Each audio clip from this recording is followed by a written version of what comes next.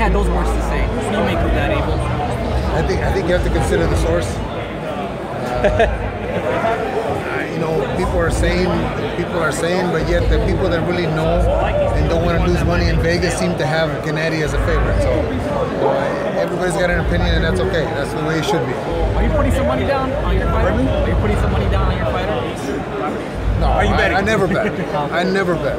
I never bet because I want to have a clear mind, a clear conscience. When I'm in the corner, I want to make sure that I'm doing everything that I need to do for my fighter because it's my fighter, not because I got $10 on it. Hey, well, do you still have the same prediction that you see Triple G walking him down, stopping him early? No, it's not a prediction. I think that if you've seen the last 10 fights that Golovkin has had, that's the way he fights. I'm not going to do anything different in preparation because it's just another fight for me, another fight for him. Yeah, it's probably the most known guy right now, but it's another fight. How big would it be if Golovkin ends this fight with an exclamation mark? I think for boxing it'd be a big thing, but for us, like I said, it's just another fight. But because of the circus 2 weeks before, 3 weeks before, I think it's important that we make boxing take note. Speaking of that circus, we just had Paulie Malignaggi walk out of that camp because of a little controversy with the pictures. I don't know if you got the news. What do you make of that, Abe? I think that when you can restrict who comes in and who goes out of your gym, you can say just about anything you want to say, and it's going to be taken as it's the truth because all the people work for you. I think that you got an amateur fighting probably the best all-time fighter of our era. Anyway, I don't think we've seen a better fighter. Undefeated. How can an amateur be allowed to step into the ring with the best fighter of our era? I don't get that. For the casuals or the first-timers, what can they expect It's not the casuals. It's the UFC people that think he's got a chance. And Mayweather, being the showman that he is, maybe lets him go a little while just to make people think that they spent $99 the right way. But seriously, on paper, they've got an amateur that's never had an amateur fight. You got an amateur fighting the all-time best of our era anyway. Does Floyd look bad if he doesn't knock him out? No, I think that Floyd's gonna play with him. I think that Floyd will do whatever he wants to do, and it's really Floyd earning his whatever millions he's gonna make.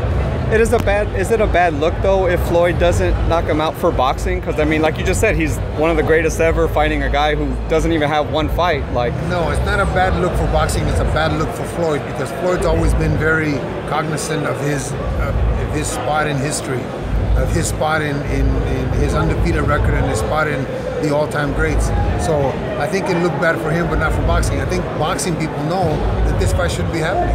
Right. If that fight was presented to you guys, say Conor loses or whatever, and then but in a year from now, rumblings start again. Conor still talks about, well, Floyd's out. I'm better than anybody in boxing now, and the fight's presented to you guys with Triple G. Is that a fight you would consider? I hope that never happens, but that's a fight that I would definitely turn down. I would be very, very against them even discussing it with me. But it's easy money, right? I mean, it seems like it's not about easy money. Look, there's a lot of other fights. There's a lot of other fighters that are more deserving, that have worked their way up to that point, that should make the money that Golovkin would bring. I think it's unfair to those guys that have struggled in a career to get to that point, to get an opportunity. It's unfair for anybody to do that to them. I want to ask you. I know you're an honorable guy. You're not going to give up much, but a lot's been made of Canelo and Triple G sparring. It was 5-6 years ago. What can you tell us about that? What do you recall from that? And do you feel that matters in the fight now? Well, first of all, Doug Fisher was present in one of the sparring. So if you go back and read a Ring magazine article about that, but it's sparring. And the young man is 19 years old, 20 years old maybe at the I don't think he was 20 quite yet, but he was a welterweight at the time. And Golovkin is not an abusive guy. Golovkin is there to spar, there to work. If you saw the Chavez tape at the wild card, he's not trying to hurt anybody. He's there to help each other. And I think Canelo was getting ready for Alfonso Gomez. It's sparring, man. It's not. You're not there to. If you hurt each other, then who do you spar with tomorrow? If you have quality sparring, world-class sparring like that, you take care of each other. But in that sparring, I mean, from what you saw, does that give you any extra confidence kind of going into the fight? No, they're two different fighters. Canelo's improved dramatically. Chip Bonetti has done a great job with him. And Golovkin obviously has improved a lot too. So no, I think it's a fight that contrasting styles, even though they have the same styles, they both can box, they both good counter punchers. Supposedly they both can bang the same. I don't think so, but I think Golovkin's a bigger puncher. I think Canelo's more of a slapper. But I think that it's a fight between two guys that have earned the right to be there, earned the right for this kind of fight. I've spoke to Teddy Atlas and Harold Lederman. Obviously, you've heard the rumblings of people saying that Gennady's kind of older now and maybe been exposed in his last two fights with Brook and Jacobs. But Teddy Atlas and Harold Lederman both kind of had the consensus that maybe Gennady's a little bit older. Let me ask you a question. Why didn't those rumblings come when Andre Ward got dropped by Kovalev? Why didn't those same rumblings come when Mayweather got rocked by Mosley? No, it's ridiculous. Everybody's got an opinion. I think that those who can't seem to comment. What did you make of Broner versus Mikey Garcia, Abel, if you saw the fight?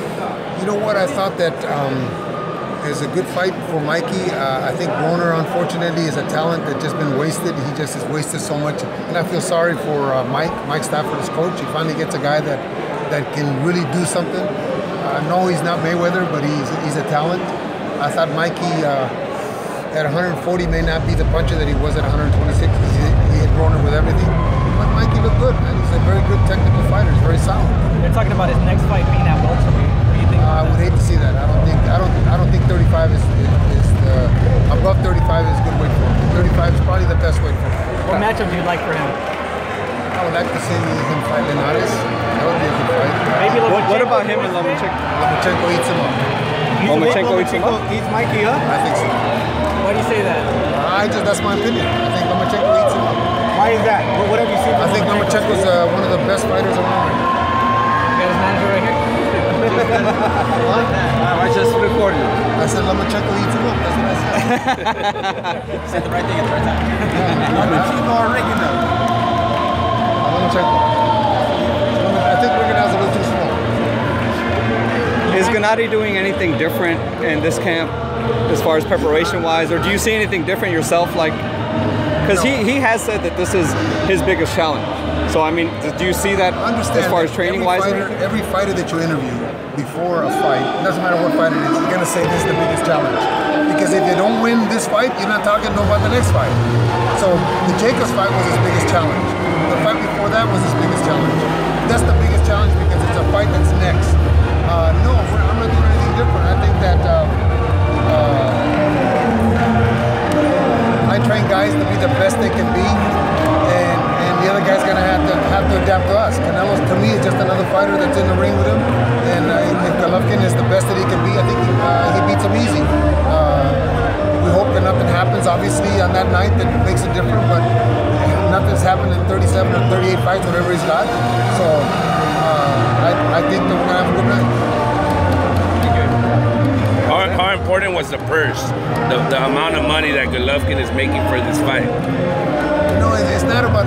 It's a fight that's already made. What nobody's asking you or asking him or him what you guys make. I think that whatever, if he's happy with the $10 that he's making, that's good enough. It's everybody's got to be content with what they're making, and if he is, if he wasn't, he wouldn't have signed the contract. It's his biggest payday, right? I would believe so. I mean, we haven't seen the pay-per-view numbers yet, so I don't know. I couldn't tell you. Abel, could you talk about, Tom Loeffler said that Triple G really was resistant to go to Canelo Chavez Jr. because he had been told before that Canelo was going to make the announcement for the fight and then didn't, and kind of took some convincing to finally go to Vegas and actually be ringside and all that stuff. Can you talk about kind of that and Gennady's mindset kind of leading up to that? I think it was all the circus atmosphere before the final announcement, like when he fought Cotto, and he talked about, we Mexicans don't mess around and let's do it right now, and then goes in the back and then says something different, and then after the con fight, same thing, he called us into the ring. I think that Gennady was frustrated. Canelo was frustrated with somebody talking and not signing. Golovkin is the kind of guy that if he says something, he wants to do it. Let's do it. Let's not talk about it. Let's do it. So that was very frustrating for him. And yes, he took some convincing, but I think it's because Tom and Oscar and Chepo and Eddie had already really come close to finalizing it. So talk about that. I think you're doing like a trainers, not like a face-off, but like a trainer kind of. Can you talk about that a little bit? Well, that was interesting. That was interesting because it was Eddie. It wasn't Chepo, just Eddie, right, and myself. And normally it's the fighters that do the face-off, but it was interesting. They just asked a bunch of questions and we answered them the best we could. I mean, we're not going to get in the ring. It's about making sure that the fans know what we're thinking also, I guess. But it was fun. It was interesting, actually. Hey, obviously not looking past Canelo, but is 168 possible in the future for Golovkin? Let's see how this fight goes. If this fight is good enough to do a rematch, and they do a rematch, it could be before 68. Golovkin will have to win first in order to have a rematch. Because the rematch clause says if Golovkin wins, there's a rematch. If Canelo wins, there's rematch. I think that the fans have to win. If it's the kind of fight that the fans demand a rematch, there'll be a rematch.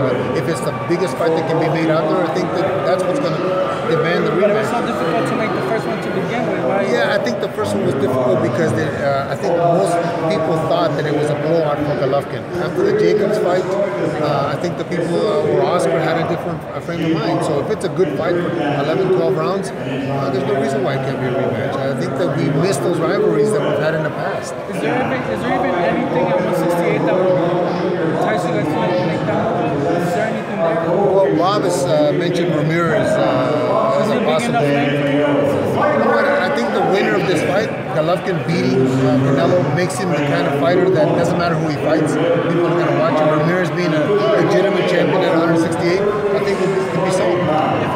Andre Ward just had a great victory. Is there any kind of compromise where that could potentially still be an option for you guys, Andre Ward, if it goes back to the table? The unfortunate thing is if you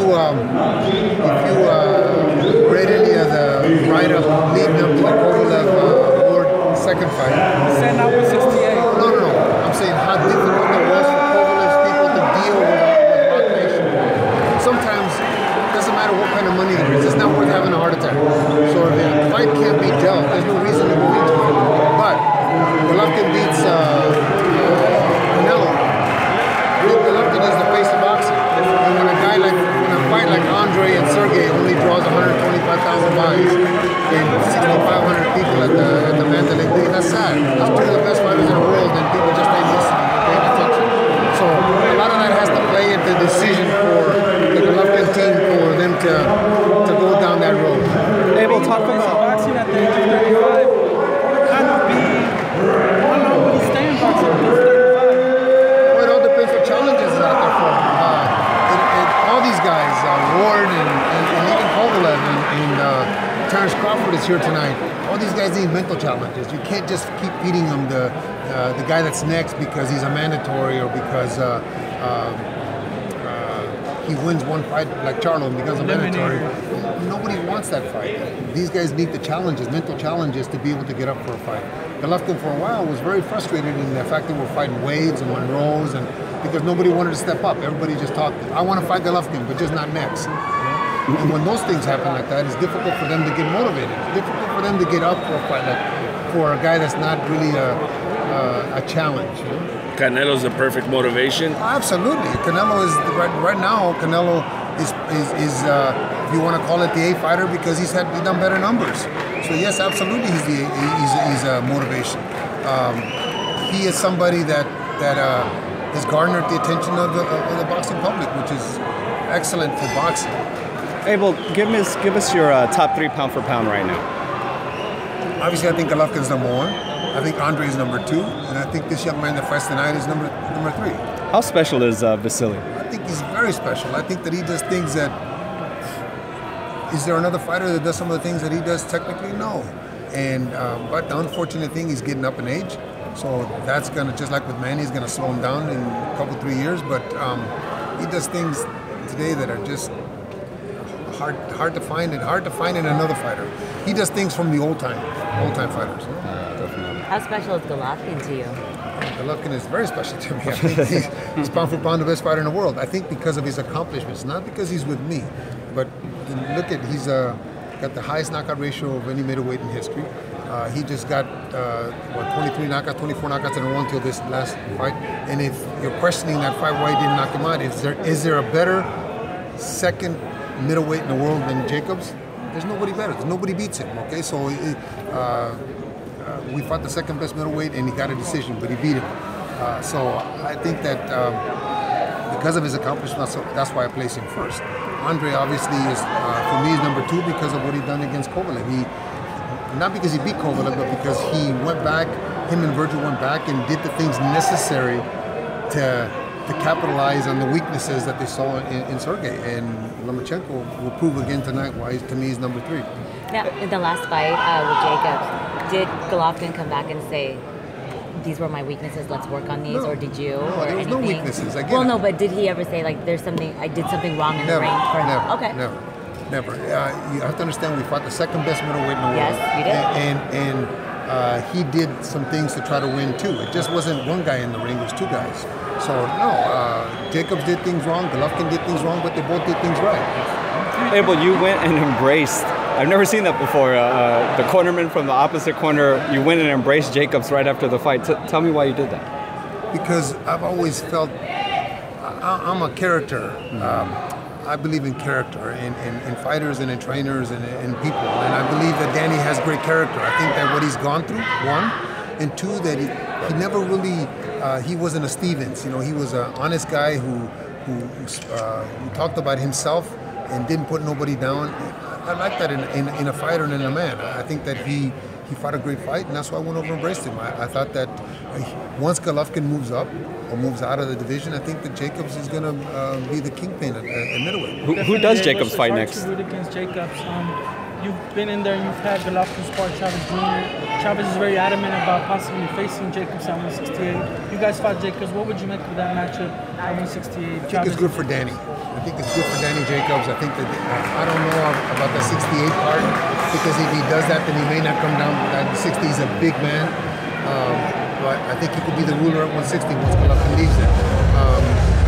It's difficult to come back to 60 when you've been at 68 for 2 or 3 fights. But I think he beats the heck out of Julio. Julio's a friend of mine, but I think that Jacobs is too much of a fighter. You think Daniel Jacobs can defeat Canelo Alvarez easily? I just asked who the second best middleweight in the world is. Everybody says Daniel Jacobs. Does he stop him? That's your answer. I don't know if he'd stop him. Look, Canelo's a hell of a warrior. Canelo hasn't been stopped yet. Canelo has fought some of the better fighters in his division and has done very well. So I'd have to see the fight. I'd have to see the 16th first to see what Golovkin does with him to be able to tell you whether he stops him or not. But Jacobs is a heck of a fighter, and so is Canelo. How does Charles Golovkin really Jacobs take it easy on Jacobs? Did he really do that on purpose? No. Look, when you have such a bright future in front of you, money-wise, there's no way you're going to take a chance on taking it easy and getting beat, because then everything goes out the window. No, Jacobs is a heck of a fighter, and we did what we needed to do to win that night. How does Charlo and Jacobs play out? Jacobs beats him easy. Charlo has to earn that right to be. He beat a one-legged man the other day. He beat a guy that I turned down probably 4 times. Even though he was our mandatory, I didn't want to fight him. I didn't want to fight him because just like we're getting got criticized for a lot of the other fights, we're going to get criticized for that one. But yet nobody said anything about Charlo fighting him. You know, I think that's it's a little unfair, but Charlo hasn't earned that right yet to be even talked about in the same breath with Jacobs. Let him fight Lemieux. Lemieux took a chance with Stevens. Let him fight somebody like that. Now he's earned it. How difficult is Saunders making it? Marquez, and even Timothy Bradley's rumored to announce his retirement at some point. What do you make of their careers, and if you can just rank them real quick or just give it Great careers. Vladimir dominated his division for forever. He has some flaws, like every fighter has flaws, but really there was fun watching him fight and watching him fall and watching him get back up and do his thing. He goes out on a great note. He goes on a 90,000 people fight that he did great against, and I think he recaptured a lot of the old luster from before. I think that he will go down as one of the greatest heavyweights to fight, at least in our era anyway, and maybe be considered with even the Larry Holmes. I thought Larry Holmes was a great champion also. Marquez was always going to be remembered for that one shot that he hit against Pacquiao, but he had a great career. My favorite fight with him is probably the Juan Diaz fight, the little bull. Baby bull, yeah. Oh, that was a great fight. Timothy Bradley, I wasn't a fan of Timothy Bradley until he fought Providnikov, then he made me a fan. I thought that Timothy Bradley has had a great career. I hope he's not finished because I think he still has a lot of fights left in him. Juan Manuel Marquez is having some difficulty with his legs, so maybe that's good for him, but I hope Timothy is not finished. Can you comment on that? Does the injuries to the training camp that fighters have to overcome throughout history? You've had a lot of great fighters, and I would imagine they weren't always 100%. They had to overcome some kind of injury obstacle. I don't think that any fighter, even any fighter here today, has gone into the ring 100%.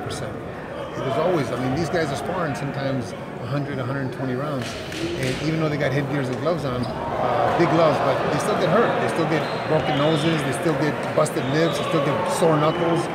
These guys are punching not only the bag, but the mitts, and in sparring, they're probably throwing 2,000, 3,000 punches every day. There's bound to be some kind of injuries, and just sometimes with age, it catches up with you. You just can't recover quick enough. For Juan Manuel Marquez, I guess the recurring injuries to his knees, I think is what it was. You have to run, minimum of 3 or 4 miles a day. That pounding on the pavement or the pounding on the grass, whatever it is, takes its toll.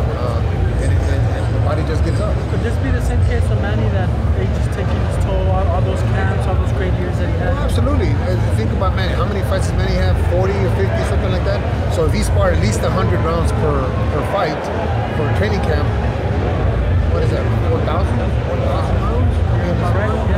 Something like that, right? That's a lot. That's a lot of rounds. That's a lot of pounding that takes its toll. The body wasn't made to, the head wasn't made to take that kind of punishment. So because of that, and I think because of the rigors of training camp, mentally they don't want to do it. Did you see that from Manny, age, or was it? He looked great against Vargas, right? He looked like the Manny of old, and Jeff Horn did some things to him that maybe Jesse wasn't able to do, or maybe Jeff was a little stronger.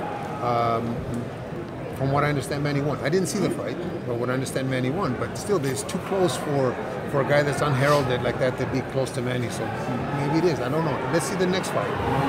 You can't judge it by one fight. Yeah. Abel, is Klitschko top 10 all time heavyweights? Of the heavyweights, I would believe so. I would believe so, just because of his record. Yes, he's got flaws, but name any other one in the top 10, and they all got flaws. Right. Well, where do you think? Because everyone obviously won, like 1 and 2. I think that between 5 and 10, or between 1 and 5. I think that if it depends on how you rate him. If you rate him with your heart, okay.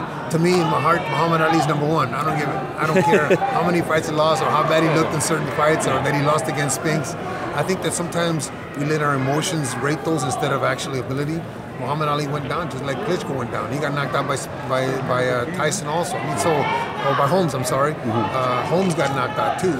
Joe Frazier was a great heavyweight who got knocked out by George Foreman. Also, I would say of the last 50 years, let's just say I would rate him in the top 5. Before that, then you'd have to take Joe Louis into consideration, Marciano into consideration. A lot of those great heavyweights of then, but. I think him and Larry Holmes and even Big George belong up there in the top 5. Hey, well, what can we expect from HBO 24/7, Canelo, Golovkin? What can we expect? I think they did a very good shoot for us anyway. I don't know about Canelo, but I'm sure that HBO is very inventive and very imaginative. They do a lot of things that are new.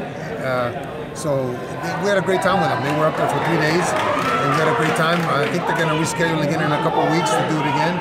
But I know that it's going to be leading up to this big fight. It's got to be something special. You like being a part of stuff like that, Abel? I like being part of a guy winning. I like training my guys to be the best they can be and being in a winning corner, because I like to look into their eyes and see the happiness and see the accomplishment. I just had a kid, young man fight, Dennis Shafikov fight Robert Easter. You got robbed? Yeah, we got robbed. But after the fight, I said, I'm so proud of you. I'm so proud of you because of the effort. If you ever saw a fight between Urbano Antillon and Humberto Soto, it's the same kind of fight. I'm just so happy to see their expressions and their happiness after the fight for what they've accomplished. Abel, what do you think of the fact that Golovkin, you know, he's in camp, he's Jordan brand sponsors, and now he's got a new sponsor in Chivas. What do you think of all the marketing he's getting? I think that it's been, fortunately for us, we're at this period in boxing, but if you remember when Tyson was fighting, nobody wanted to come close to him because of the ferociousness and because of the ugly lifestyle that he was leading. So I'm glad that boxers are getting that opportunity to voice for sponsors like that, to be able to be a face of something like that. I hope that Golovkin is not the last one. I hope that there's a lot more, because I think boxers deserve that. They work their whole life to get to a certain point, and then they get shunned. They get shunned by the sponsors because of the reputation that we have. Golovkin having the kind of image that he does, hopefully other fighters will follow suit. You know, because I think it's important for all the boxers to have some kind of other income besides this. Are you getting free cases, Chivas? No, actually, I don't care about I don't drink, so it's not the Chivas. What I'm most happy about is that we're associated with a company, with a huge company. You have the shoes? The shoes, yeah, you got Jordan shoes too. We're associated with another. Do you wear them? If you think about Michael Jordan, one of the greatest basketball players of all time. To be associated with Michael Jordan, are you kidding me? It's a great thing. That's probably one of the best. So it's not so much the money, it's just the association with greatness. Thank you so much, Thank Abel. you so much, Abel. Appreciate you, brother. Thank you. They say that Gennady has a Mexican. So we go.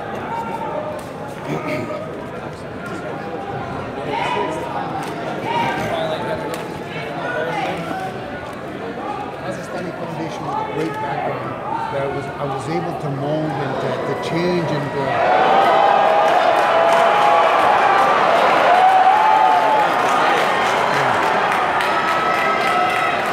I was able to change and to mold. Want to go back to Z? Similar, reminiscent of these such artists. But we're never going to be Mexican. Right. He's going to have the Mexican style in the sense that he's a little bit like Cuba. I'm live right now, so. Danny's here and he can't get his credentials because no one's out there. Tell him to check roll call. He's usually out. Alright guys, I'm going to take you back to press row.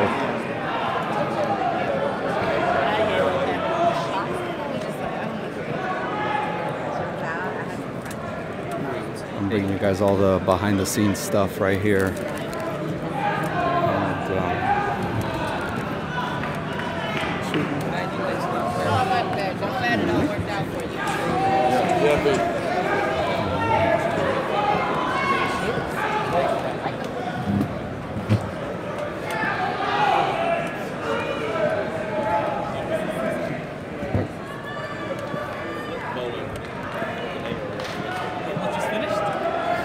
They're still talking to him, actually. What's up, brother? How you doing, man? Good to see you. Abel? Sanchez?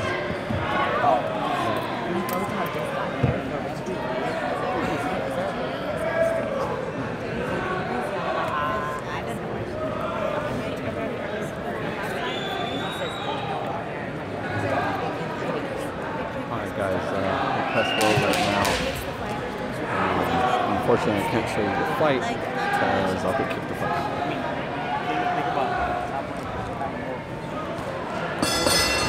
Sam. Huh? Trying to get Danny. Oh. Yeah, I'm trying to get Danny right now. we live or what? Yeah, hell yeah. Nancy, WBC, True Boxing Heads. What'd you call her, Nancy? He said, I love his gadget. Yeah.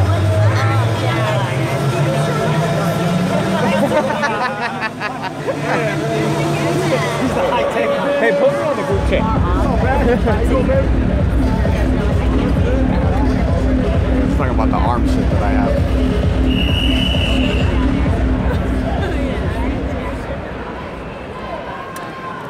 Rico, where's all city? Oh, okay. Should have picked you. Oh, sorry, man. And he looked like a nerd. It's live, bro. Live again? We're live right now. Yeah. Yeah, talk to everyone.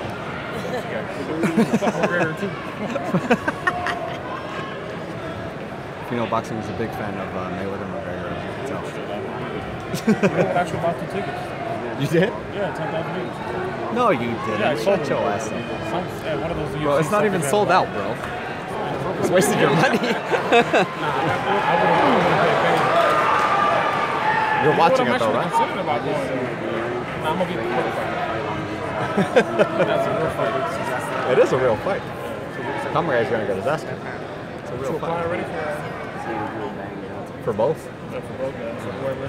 Yeah. Which I'll be like both of them. Nah, you never know. You're doing big times. You got what, 23 numbers? That's big numbers, right? Yeah. ESPN. Hey, I was at 16,000 for Mayweather and McGregor, bro. At one side, 16. 16? Yeah, one side. How's Beltran doing? It's a good fight. Oh, he's winning. Did he drop him? I heard a bunch of yelling. Nah, I hit him down. He hurt him a good time.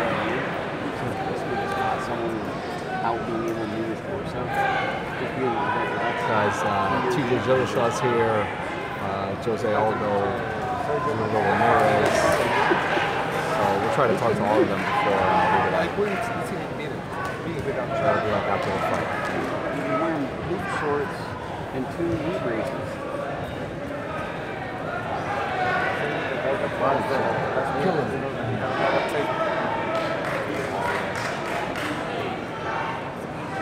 That chocolate brother. I actually really liked Barney basketball like 4 or 5 years ago.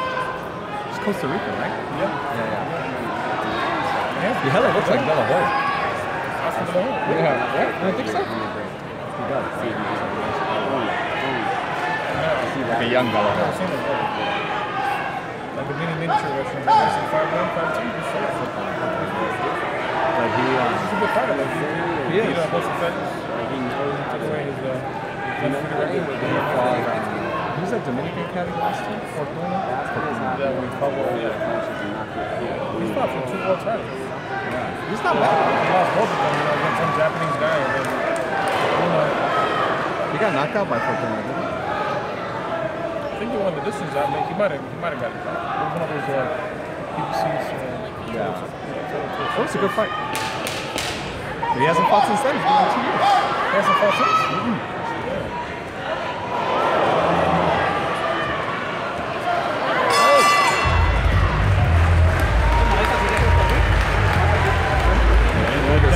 So I'm out of your way, bro. Down to 16, so maybe just focus on you, dog.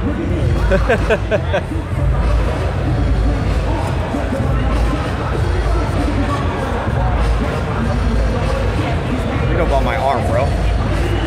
That's you, no? What? The arm? Yeah. It doesn't cooperate like all the time. You guys should just keep it on your side.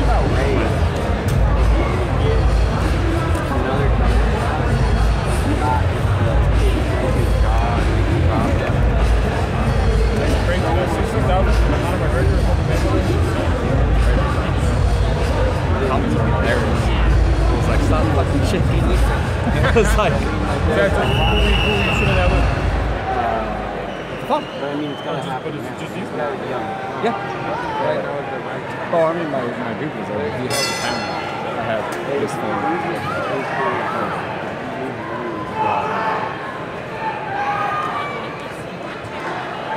said, like, if Michael J. Foster can't read that. That shit was hilarious. It was out of Freddie Rose. Freddie Rose retired.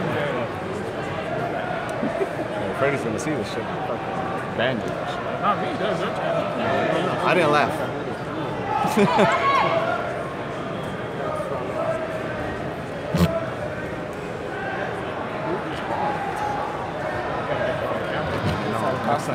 Next time the red car go past us, I'll flip this camera.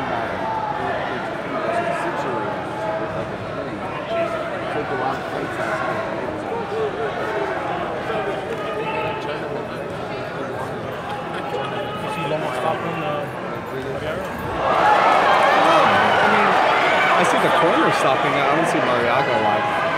I don't think Marriaga should have people think that after fighting most of this, and I should have been a pretty good fight. Yeah, that was a good fight. Especially, there's so much talent at 126. I don't know why you gotta go up to 130 and face Lomachenko. I mean, if he loses, what is he gonna hit? He probably knows, but I mean, he had the shot against Walters. He lost that. He has a shot against. Was there somebody else he fought? About this? Just Walters and Valdez. So he has a shot against Valdez, and it's kind of like, well, some of those other guys are busy. Beat those guys. That's what I'm saying. But you might as well let me catch up. You know when you interview people, it's like they have that opponent mentality.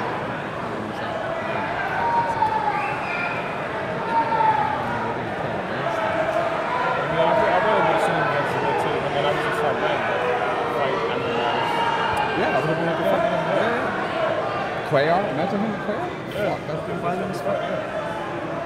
But truthfully, like what? So you move up and fight. You know, everyone's no worse than number 4, number 3, pound for pound. So you can say, well, I wasn't in my division. I fought, you know, the 3rd, 4th best fighter in the world. But I'm gonna go back to 126, and you know what I mean. Might as well cash out with this one, and you still, he could still fight Cuellar. That's the beauty. You still watch it. You know what I mean? Make it still low. I mean, Yeah. I mean, he looks 40. Yeah, he looks fucking 100. Yeah, it's Tom. But yeah, you fight Cuellar, that's a fun fight. Like you said, Valdez. Santa Cruz would be fun. But Marriaga's not. He's not with anybody. Is he? He's like a Yeah. The top range is all those guys. eventually they will. If he loses, he might not be the top range.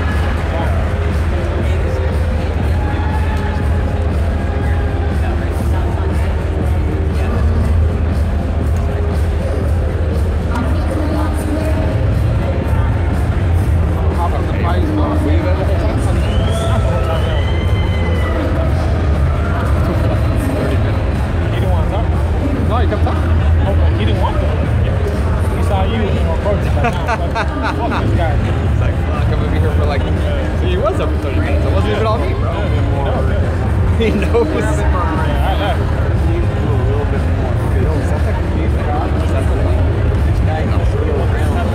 No, the one come up.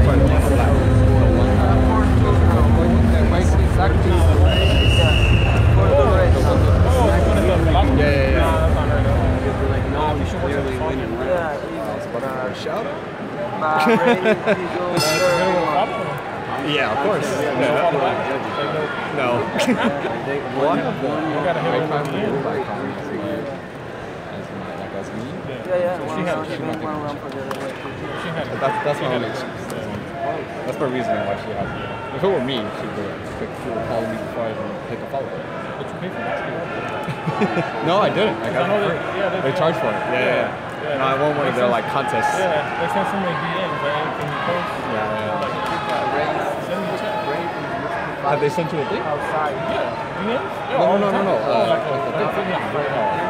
Ask them for it. Nah, they want to do the posters. Like, you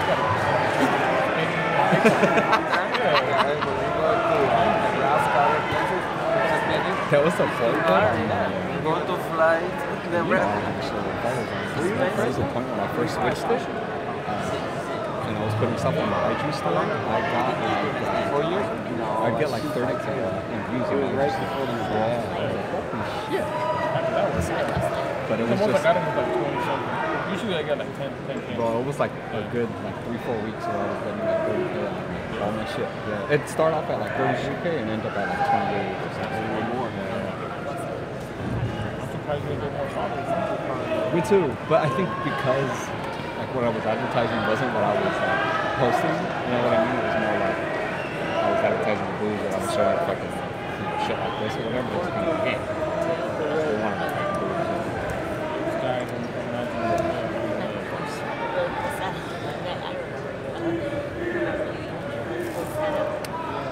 and this is showing different than the whole scene. It goes like 8,000, 10,000. Motherfuckers get no market comment. Yeah. All my posts got like 15, 70 likes, but like 30,000 on the IG story and shit.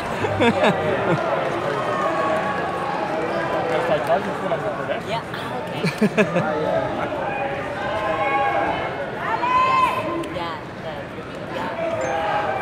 What round is this?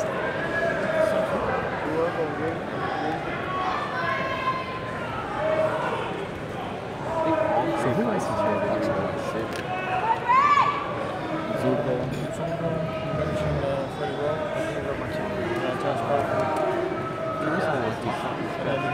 And Doctor Zurdo. Oh yeah? What do you say? Speak to me? Yeah, he does. What do you say? I got to pick that. Anyone sounds He was saying something about, sending the check to the For the UN? No, he said he actually might come into New York. It's the first time flying into business. And that economy, so I could get you some luck. That's cool. Yeah. To put my feet up. Yeah. He didn't say much. He didn't want to, he didn't want to give them any incentive to invite, so watch him. August 19th.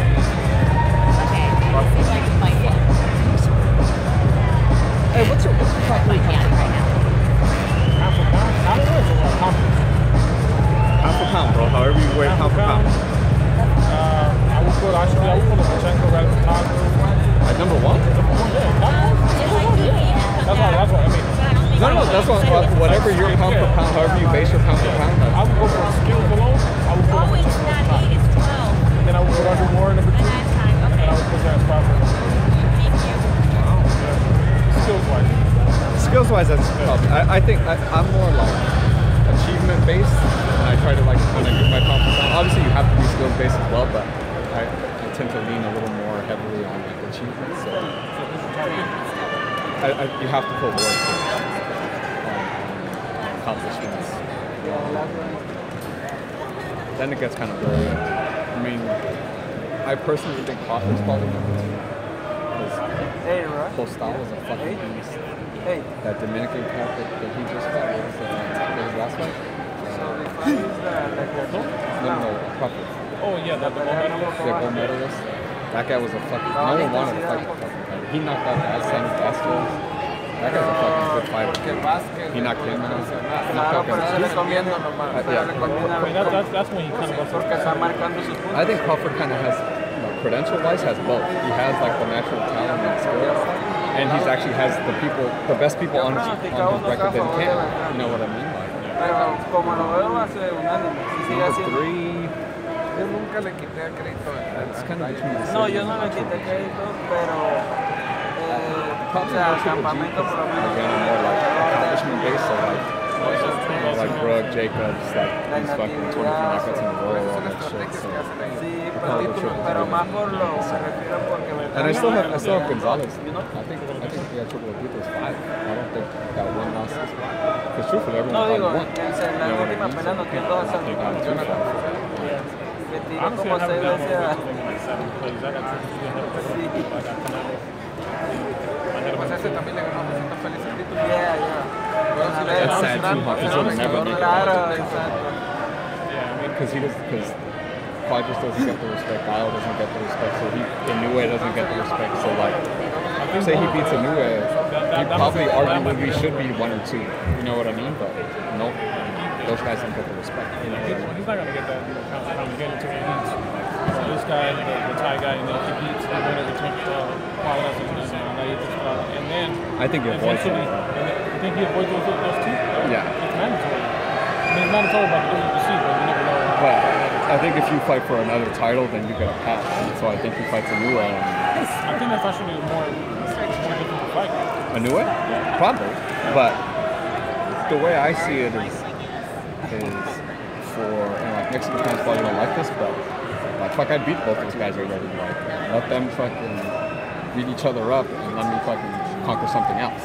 You know what I'm saying? Like let them continue to be great and just show how good I am because I beat them both. You know what I mean? Like, and let me try fighting a new way who everyone says is a monster and blah blah blah. But it's a challenge I haven't had before. You know what I'm saying?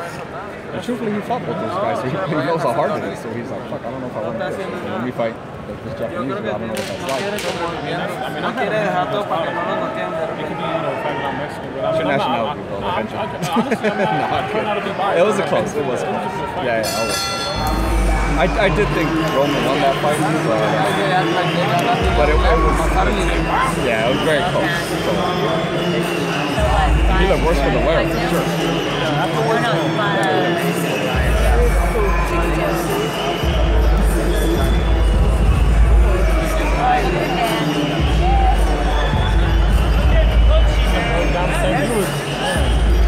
But with Abel, I had like 30 something.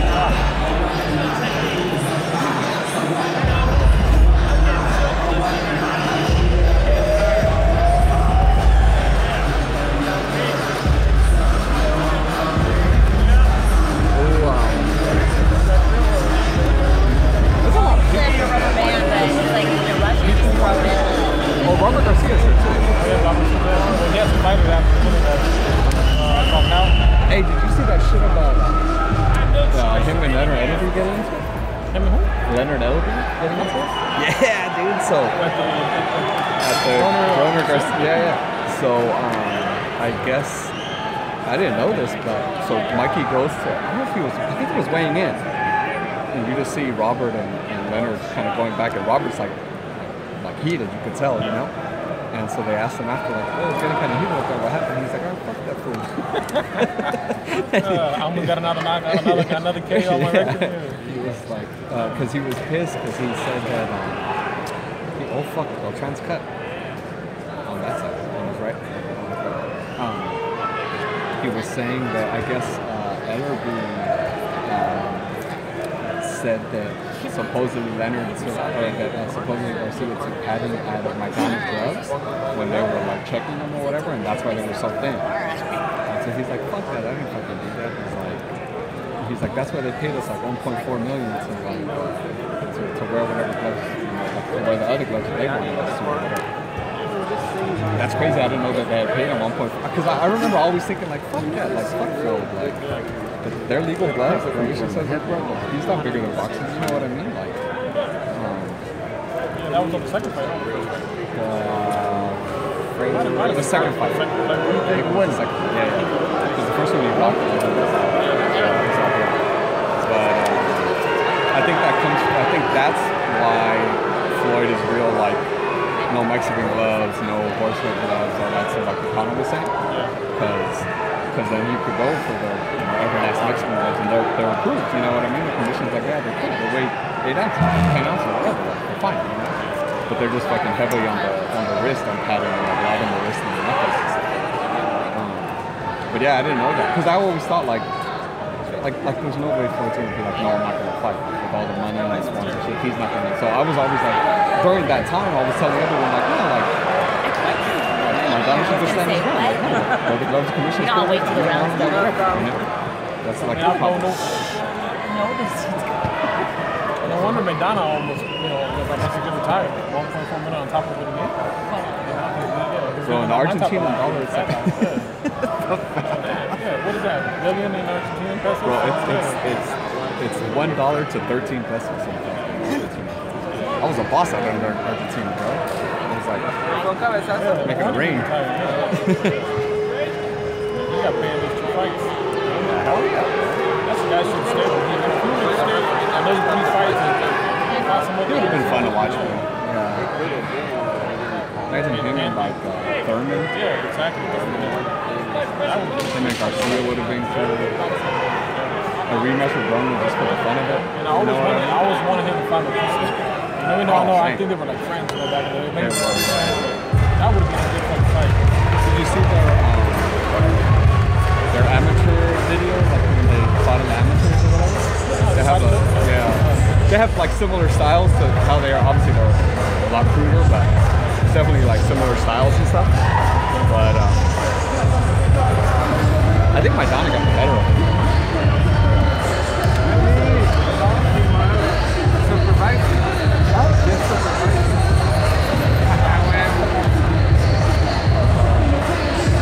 Bradley's here.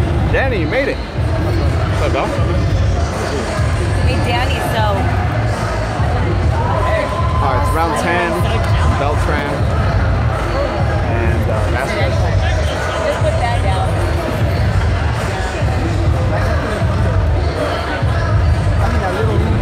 Leave it here.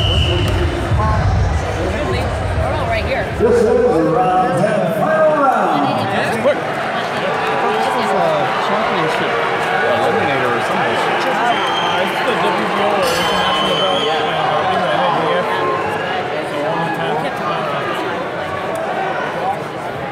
Guys, round 10, last round. Ethan's winning. Beltran. What do you think? I've really been focused on From what I've seen, I think Beltran has that nasty punch. That's what they're about to look at.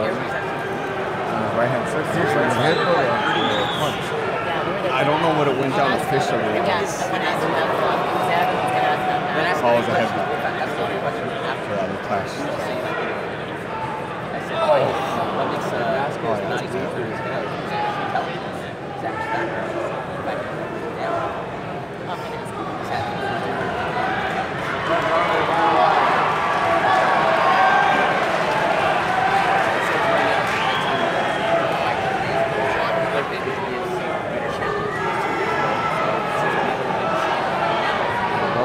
Blood all over his face. That cut's like in the middle of his forehead.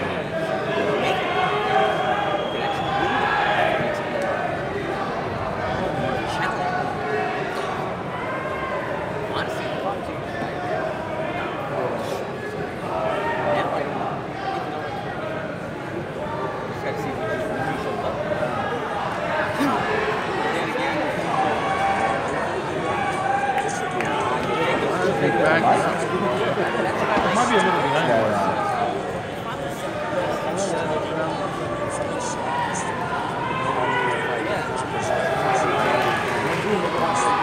So Bob was saying that I guess this is the WBC eliminator or something. So Mikey Garcia would have to fight the winner of this. So Bob sometimes when they fight like this, was that just added last minute? For the fighter. You said it yesterday. You paid him a visit and things like that, then they go, yeah, he's gonna get Machenko didn't want to fight him before. Now, I think he still has it. I think I can say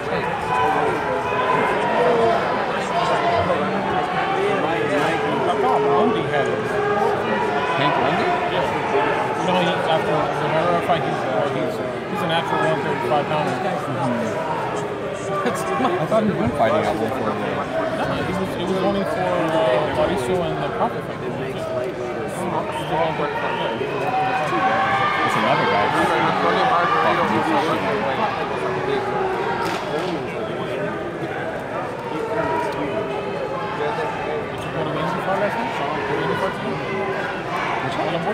Oh no, I had Jordan. Yeah, but I mean, you can't have Jordan do the whole day though. We finished. We had group duty at 3 o'clock.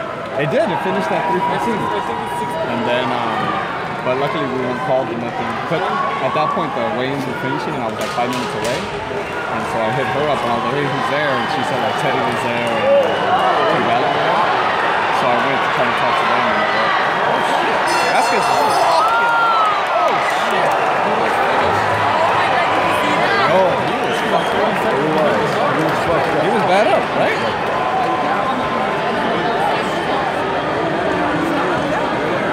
Fuck the Beltran. He stopped.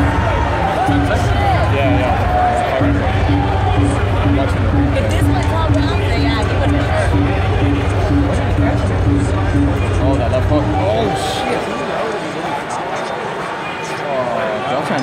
Oh! Beat the shit out of Beltran in that last round.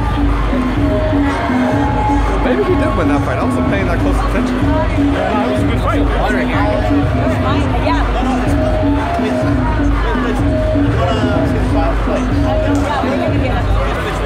Alright guys, the Beltran fight's over. Waiting to see. You see the way Beltran walked up? Yeah, He was in bad shape, bro. Dude.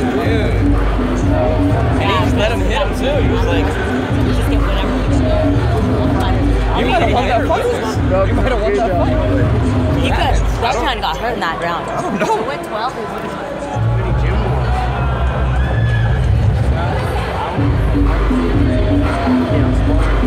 Alright guys, I'll tell you who the winner is right now.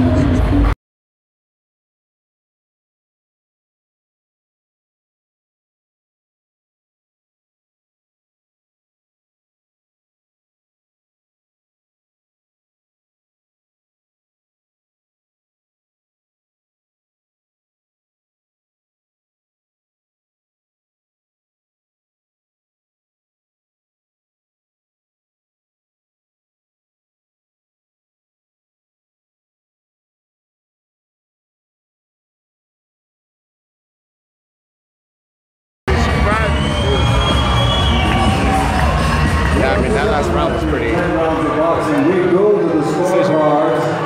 Steve Carlo scores about 95-95. He has even.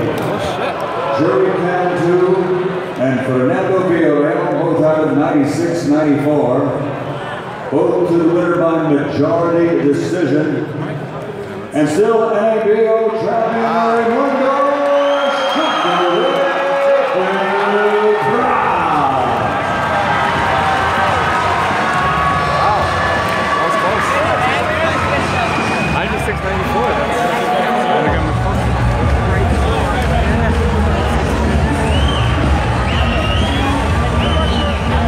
I'm gonna walk around and see who at the top. Oh, Mohammed, I saw your video you sent me. That was a dope video. What year was that? Alright guys, I'm gonna walk around. Find him. 135, but he does and he's getting into boxing as well.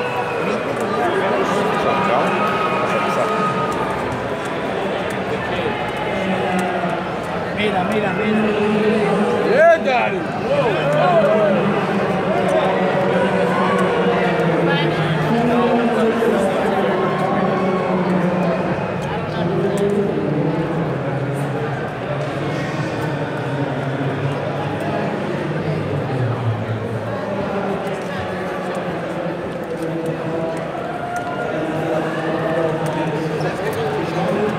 I thought that was the right score.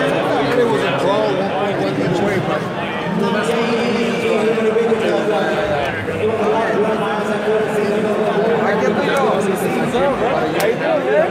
I know that guy. Yeah, I was like, look at the cute stuff.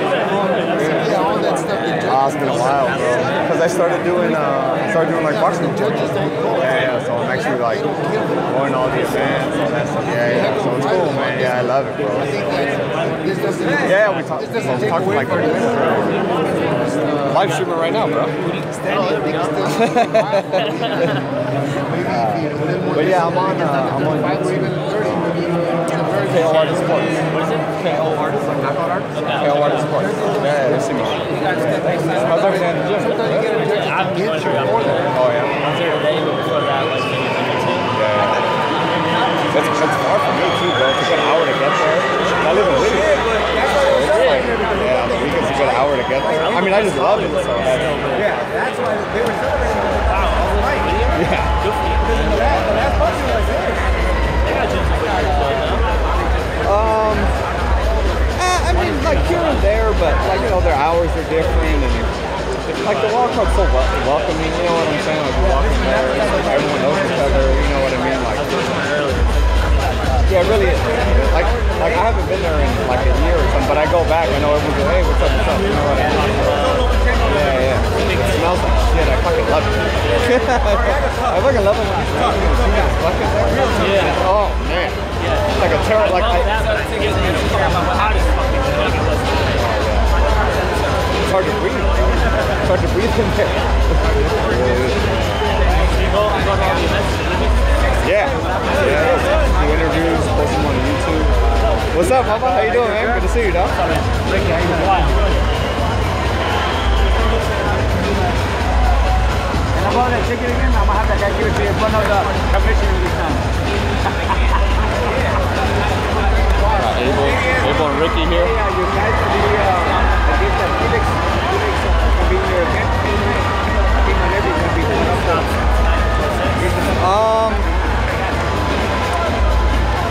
Not before 6. No. What way is that? I think the only way, I think it stops at 9, but the only way it stops is by the corner stop. Marriaga is tough dude, so like, someone has to save him. Yeah, someone has to save him. He'll be there forever.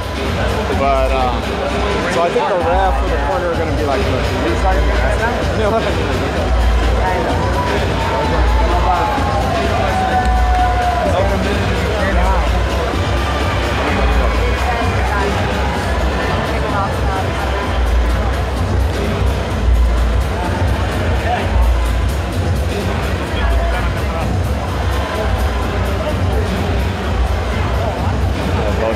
walked out.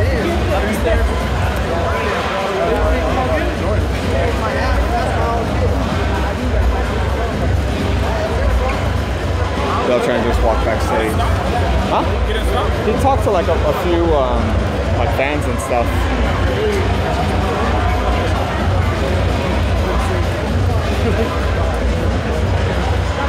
It's kind of where the fighters are entering and exiting, trying to get whoever we can here.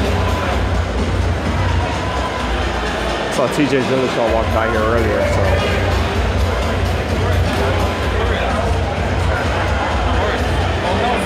So guys, give me your predictions for the fight. Lomachenko win by knockout, decision. Anybody got Marriaga?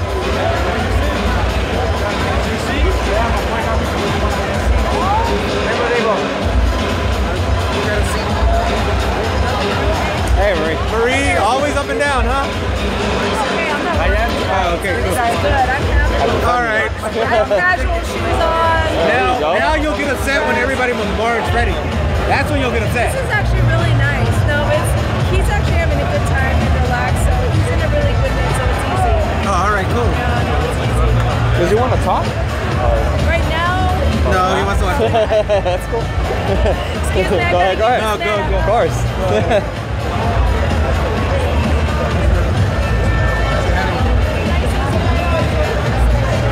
Water here, you know that? Are you serious? Yeah, they stopped serving water. They start serving water? They stopped selling water.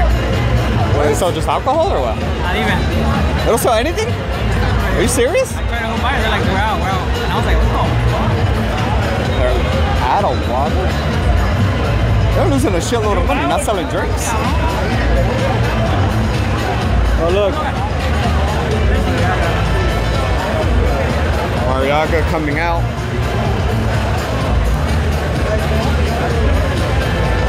Dead man walking? Nah, I don't think dead man walking, but he's gonna lose. Here, I'll get Lomachenko coming out for you guys. There he is right there.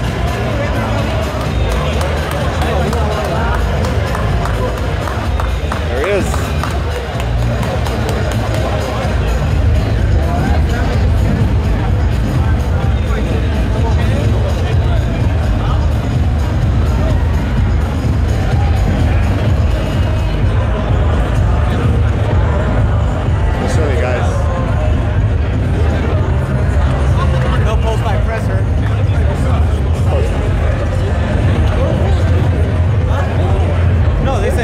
Oh, they said?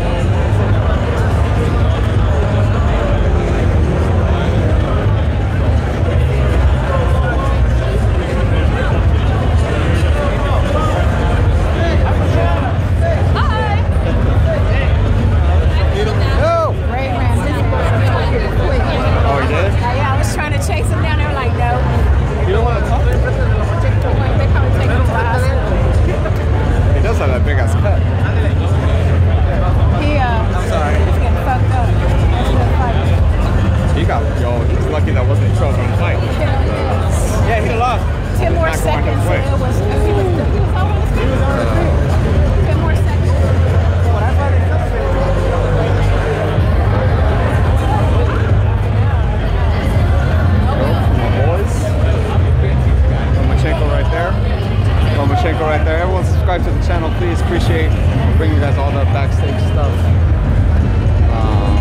And of course all the interviews and all that stuff from after. But just share this link and during the Lomachenko fight, we'll I can't put it on the fight, but we'll do commentary from press row, and then we'll definitely have all the post-fight interviews. Jose Aldo's here, TJ Dillashaw, Ramirez. So we'll Shut up! I'm trying to find anyone. We'll get a lot of stuff. I know. No, sorry. I'm like trying to find someone. I got the ring light. That's why. Oh, Loma's here. Go talk to him. Let me go real quick. Quick. I'm sorry. I love you. I'm like, my God. My God. I'm helping her out so much and she's still being mean to me. I'm gonna strangle her with her own fucking mic cord. TJ's coming. Where's TJ? He's coming.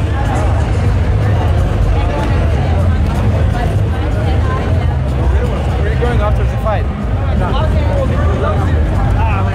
Great, man. Great. Yeah, shit from Mayweather McGregor.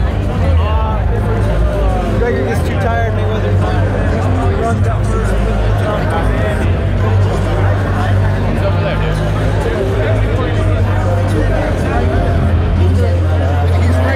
I just don't understand. TJ Dillashaw, everybody.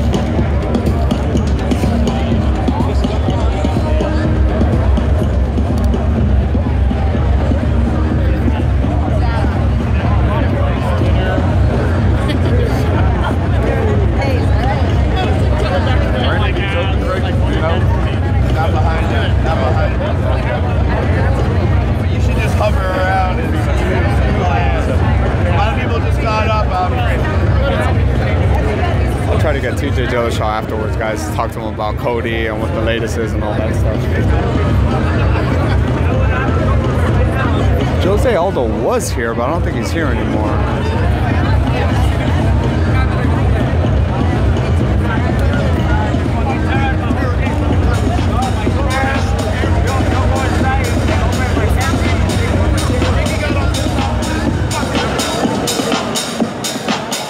What's up, bro? How you doing? Good to see you. You here? Yeah, I'll be around. Okay. Good to see you. Yeah, good to see you.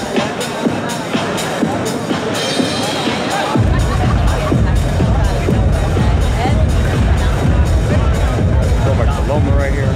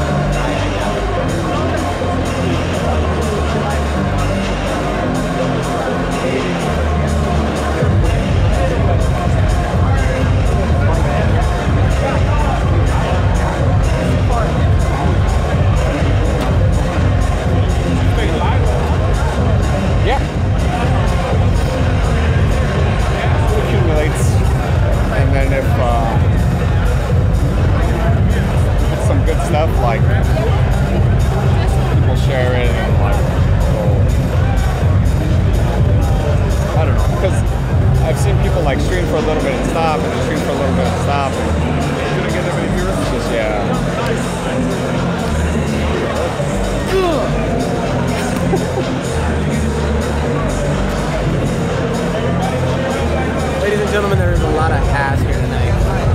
It's Peter Burke. Yeah, it is Peter Burke. That's Wildcard West. Christina Mantra over there flirting with someone not her husband. I'm kidding. I'm kidding. Or. Yeah, it seems like it. Yeah, don't it? Don't it? I'm gonna keep that off him. Huh? I'm gonna keep that off my live stream for her. I just grab your shower head and point it over there. Point! Hijacked. Just point directly at Peter Burke. Oh, there it is.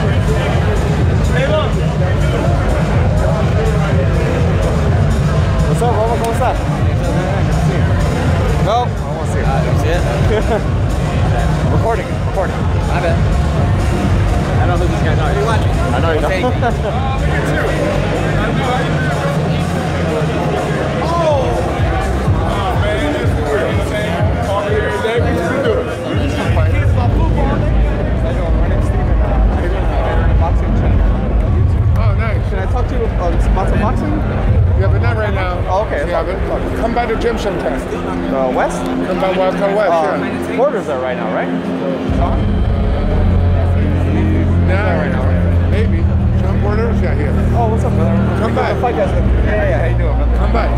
Yeah, we'll do it. Oh, yeah. Good job. Come back. Yeah, we'll do it. Thank you. Who do you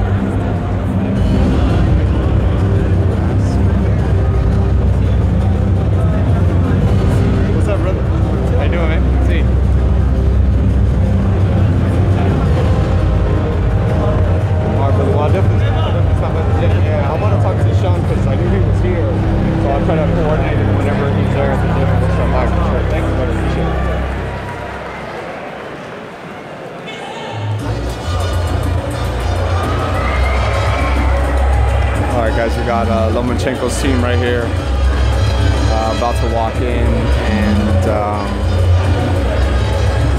yeah, we'll, like I said, we'll do commentary from press row, and then after the fight, you guys can follow me around backstage. And Marcellus Wiley's here, Michelle Beadle's here.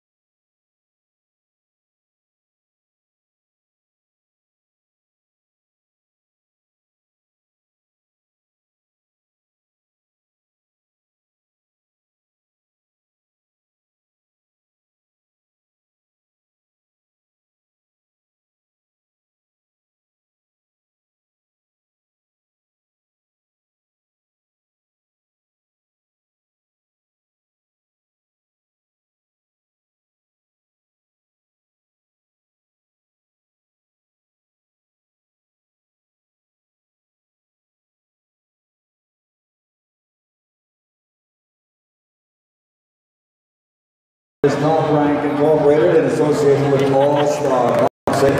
We're live on ESPN.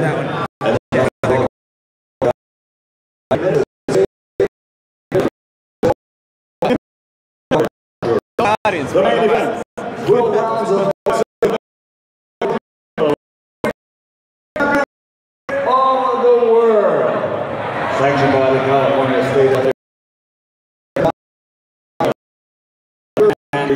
Already, the fighters are in the ring. The challenger, Miguel.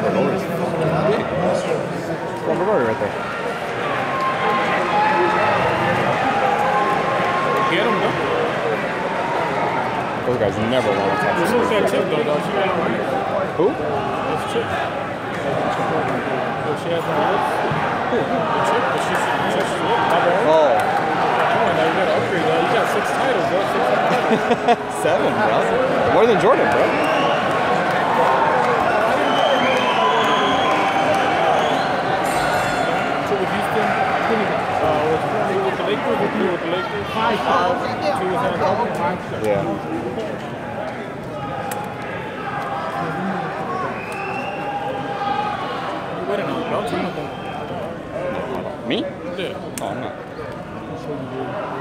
Figure everyone's here.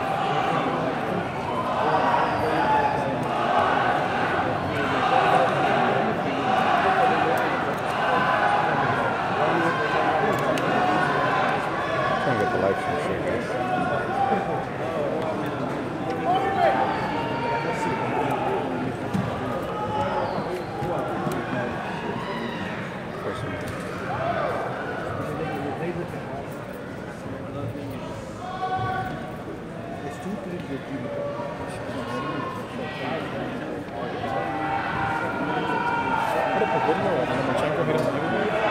I saw that.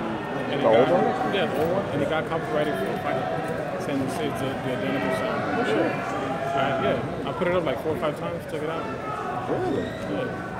You know what? I got copyrighted today for some shit that I...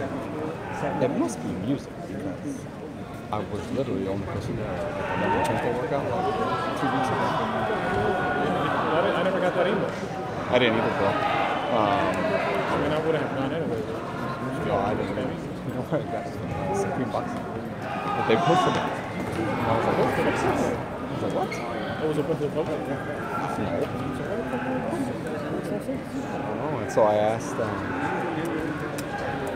Mikey, I was like, hey, better than me. He was like, yeah. I was like, oh, fuck. Yeah, I saw that one. I think we posted it, and I don't know who else. There wasn't that many names. Well, there was nobody there, bro. That's...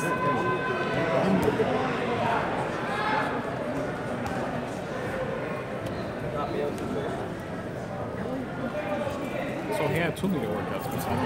Yeah, the one this week. Yeah.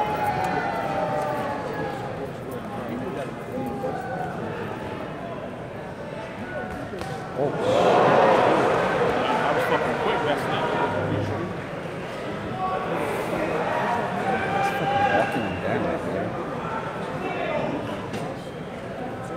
That guy's a little come forward fighter.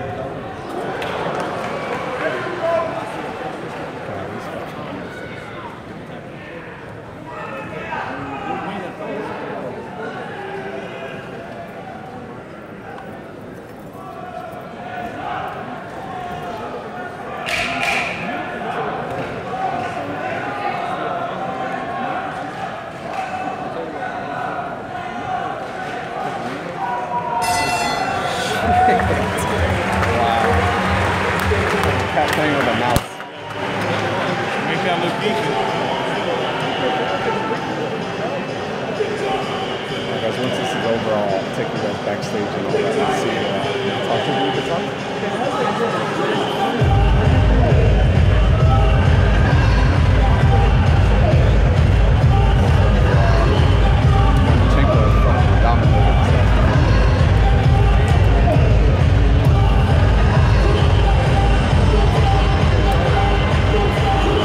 Yeah, I was wrong one. Fucking Loma chick beat the shit out of me.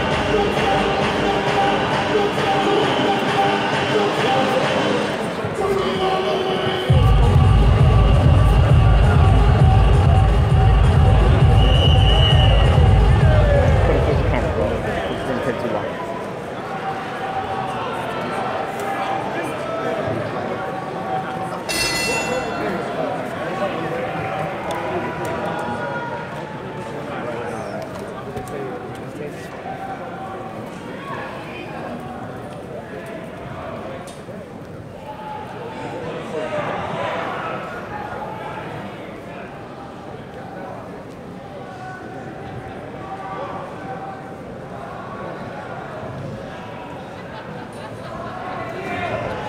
Stopping this dude.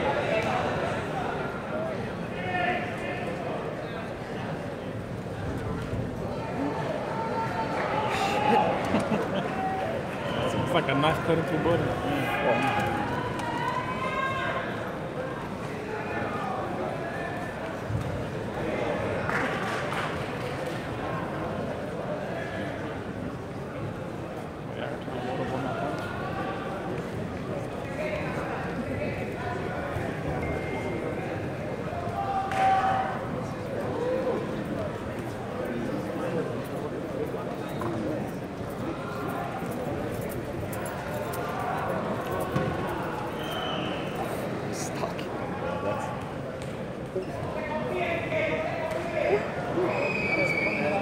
Nothing so bad about it.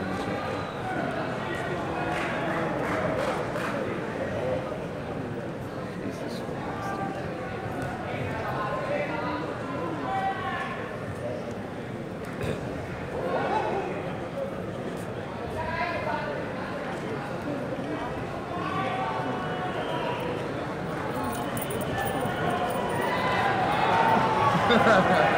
Why not?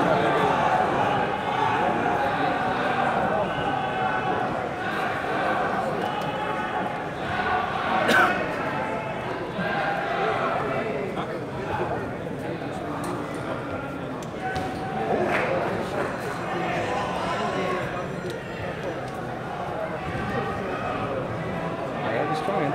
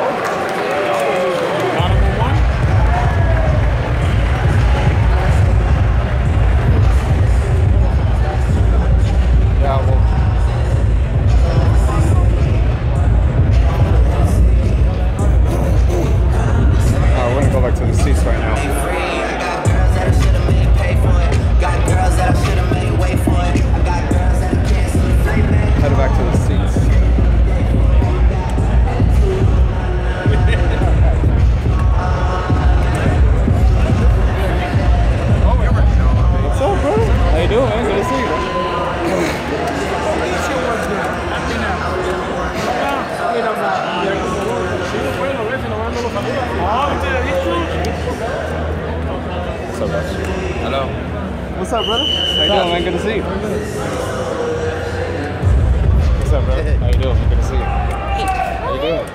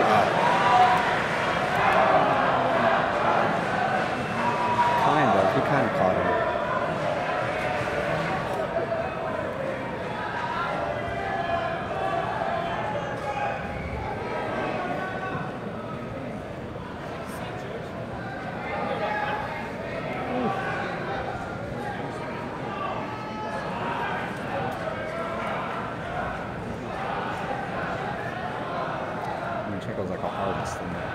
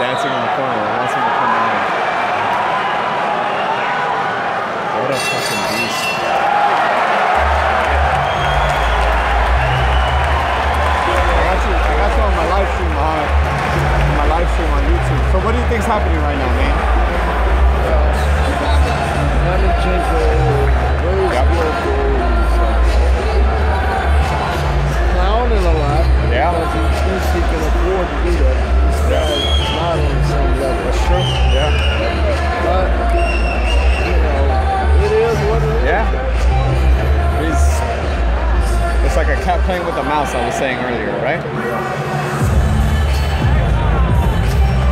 Yeah, this is pretty incredible. Yeah, for sure. It was still early. Yeah, sure. That was a badass round. I just don't like going like that. No? Never like No? I like show business. Not for you? Waste of time. You gotta take him out, take him out. Yeah, yeah. Maybe he thought it'd make it easier because it'd create openings or something.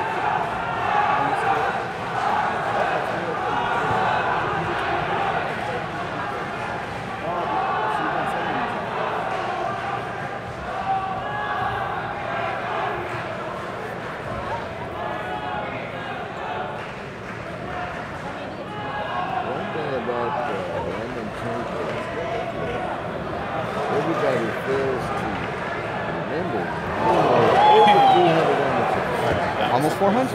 Wasn't it like 397 or something like that? Don't let that 8, 9 on old food. Oh, yeah. He's coming out with his hands down. He did the same thing with That's Nick Walter. Put on a show. Yeah. See, I don't mind that, like, you know, the clowning around and stuff if you're actually trying to knock the guy out. You know what I mean? If you're doing that because the guy's tough and he won't go away, then you got to kind of entertain the fence because he's, you know. But he's doing it. He's clowning around, but he's like trying to get him out of there at the same time, you know.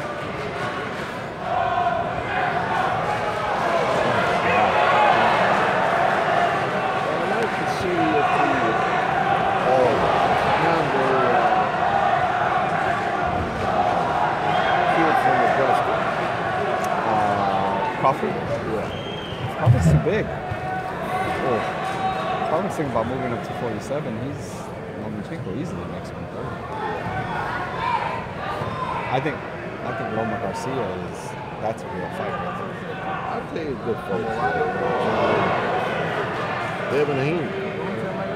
I've heard Haney sparring Mayweather right now, right? Is he a lightweight? Oh shit, Lomachenko's cut. Yeah, but has he been cut before? I don't think he's been cut before, has he? I think just the nuts when he fought Salido. Yeah. That's why he can't have kids. It's probably Salido. It's horrible. Look at just the skills.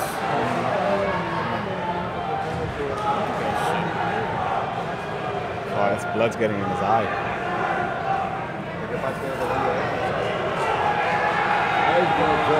Yeah, now he's not playing around anymore. Now let me try to get this night over with.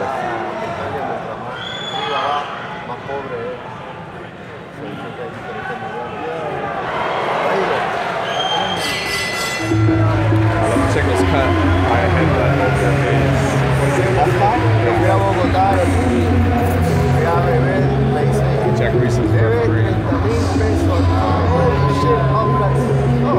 Yeah, Lomachenko seems a lot more about his business now. Not after the cut. I don't think he liked that very much. I don't think he's been cut before. I'm pretty sure he hasn't been cut before. Yeah, it was a headbutt. Yeah, definitely was a headbutt. I don't know.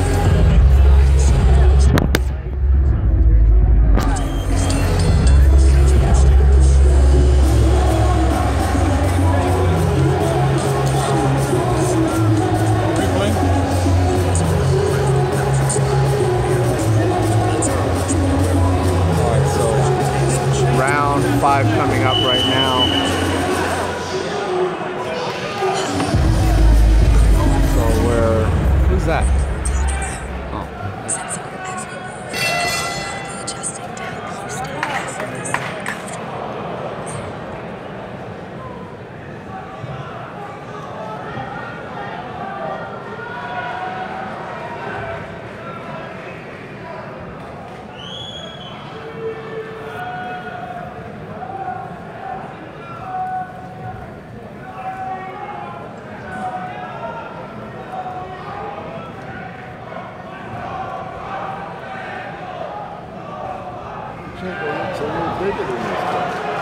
Yeah.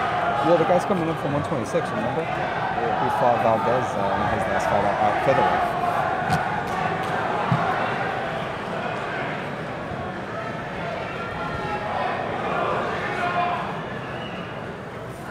Press wheel.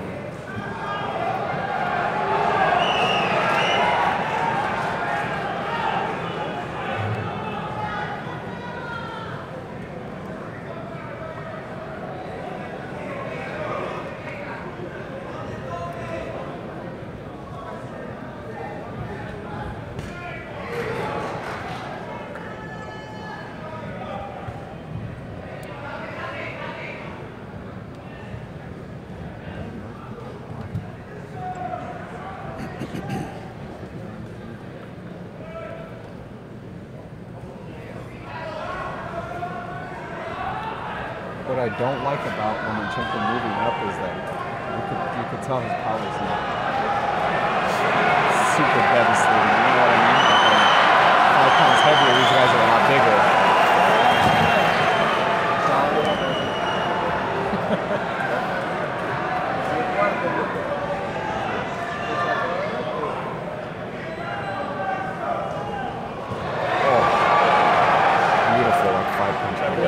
good hand speed. Yeah. The way he puts his combinations together. A lot of movement. Yeah. Bends his legs around. His footwork's amazing.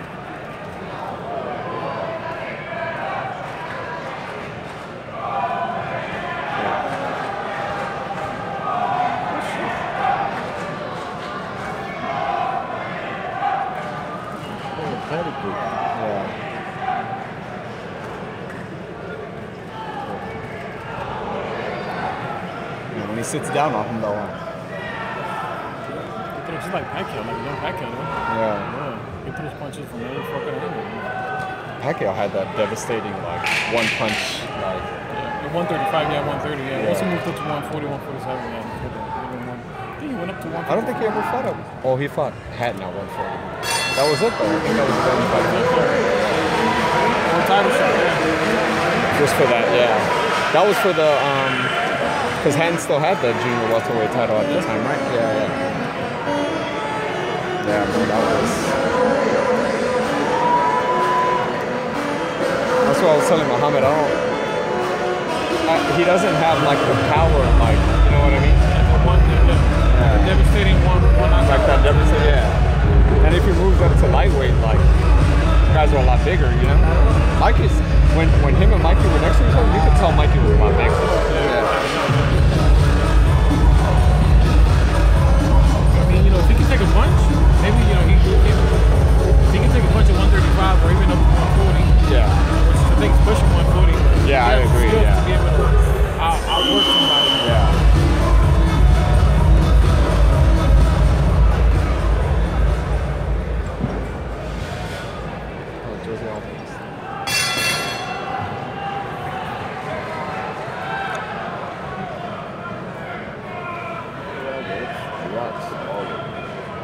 Who's that?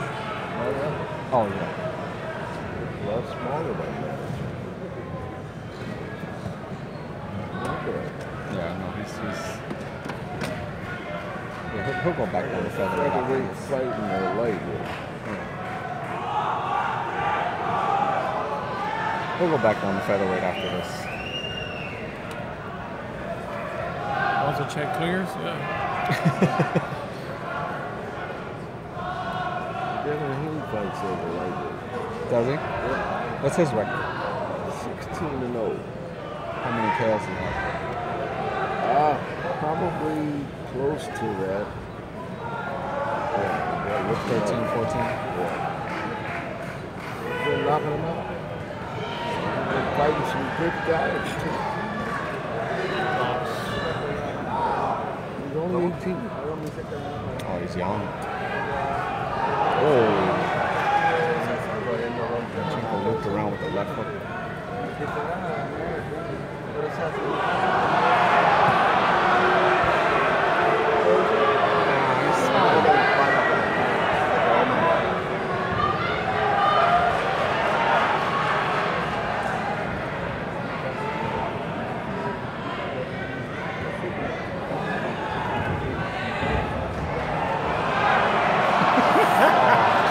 He's walking into him with his hands down. That's incredible. Man, that guy's he's a heavy puncher. Oh yeah, 21 Ks. He walked up to him with his hands down and tapped him on the head. It's ridiculous, dude.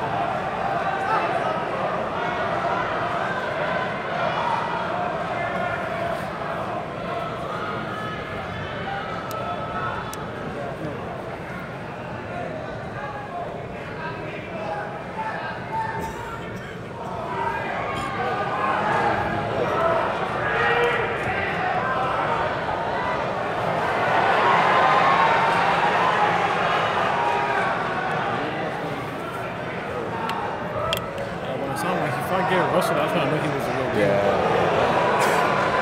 Like he almost got robbed on that fight as well. He dominated Gary Russell. Woo! And he took his corner for the finish now. Uppercuts right through the middle, left hook on. Oh my God. Very impressive. Yeah. His punch selection is awesome.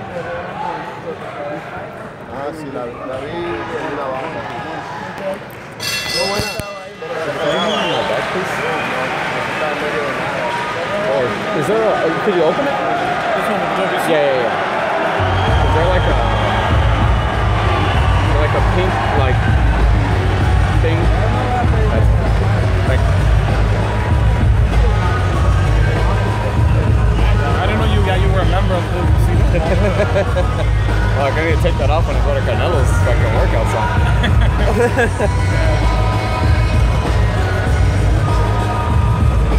Just kidding. That's it's here, right? The 28th. Yeah. I think it's him and G. I think. I heard it's gonna be LA Live.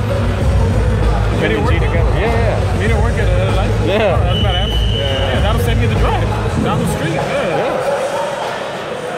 Damn, I can't hit Phil's though. I fucking love going to San Diego. I thought it's gonna be that. Yeah. Listen to me, bro. Go to that spot. When I go to this kind of workout, man, I just want to come back, man. Beat that traffic. You can't beat the traffic. By the time you leave, it's too late. The shit doesn't start till like 2 o'clock. Yeah. You know. So that's why I figured like, well, shit, let me just go eat, and then I end up getting less traffic. That's true. Yeah, who told you that? Who told me that? Chris told me, and then you know that kid Carlos V, the one who takes the pictures of all the fighters and stuff. Yeah. Somehow he knew about it too. Not me, kid, but yeah. He's always hitting me up with for the schedule. I'm surprised he knows. Yeah. But I mean, if you want to promote the fight, so the 28th, so it's on a Monday. It's the weekend after. It's a good idea. Like the buzz is still around, you know what I mean?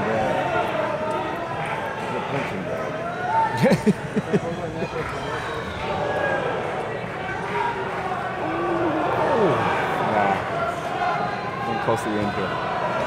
Oh! A 6-punch combination, every punch. And every punch landed. Oh!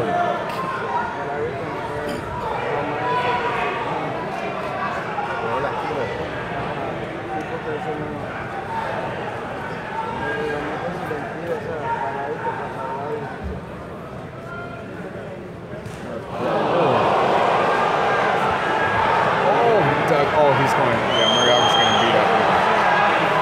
He's doubled over from that left hook. I think Jack Reese is thinking about stopping him. Yeah, he looks like he is. Yeah, Jack Reese is watching him. Oh yeah, Jack Reese is coming.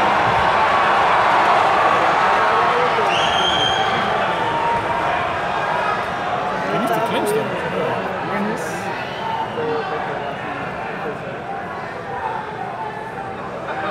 Got tired. I think he just got tired. I want to take a break.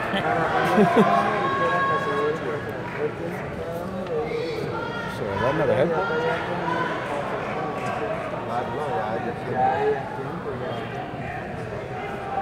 No tiene nada que buscar con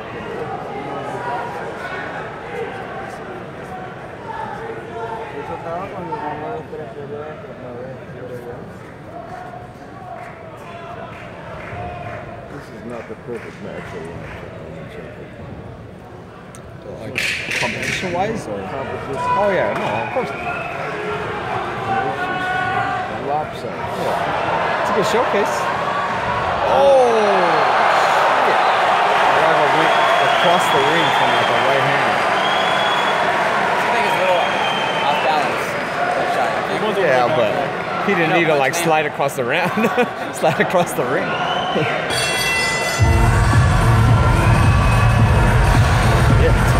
Yeah, this is becoming very dominating.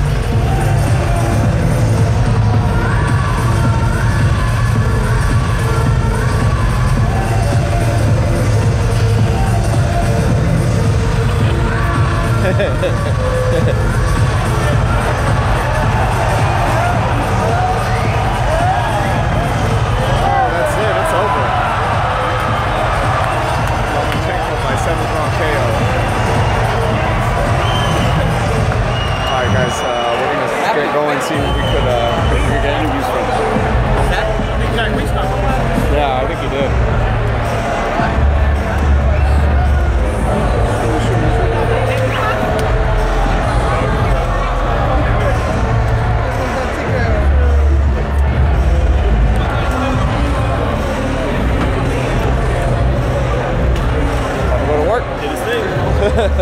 Yeah. Yeah, I know, right? You know what you would do to that nigga, bro? You would kill that motherfucker.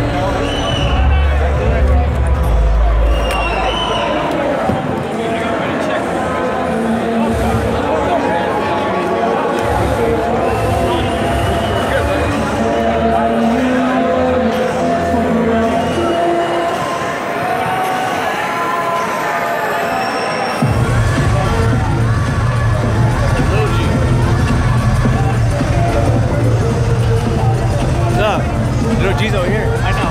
I'm gonna do this interview. Hey, Aldo I don't think wanted to talk. Hey, Aldo didn't want to talk? I know he didn't. Oh. Yeah, he didn't want to talk earlier though, so I don't know. He didn't want to talk earlier today. I don't know about now. But we'll see what we could get for you guys right now. There's Lomachenko. Let me try to get TJ Dillashaw. Hold on a second. I'm gonna try to get TJ Dillashaw for you guys.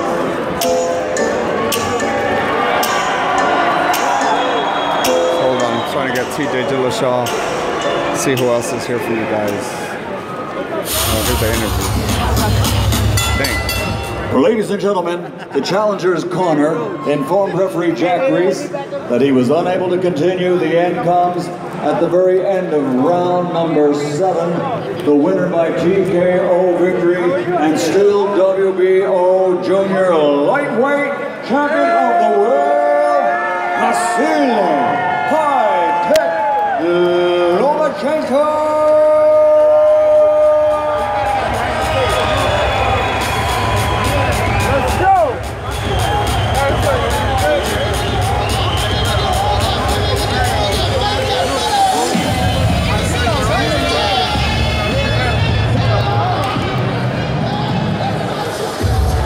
I don't think Freddie wants to talk, guys.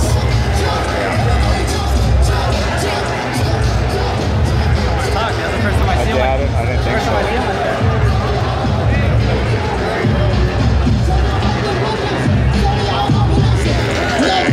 We're trying to get somebody. Doesn't look like anybody wants to talk today for some reason.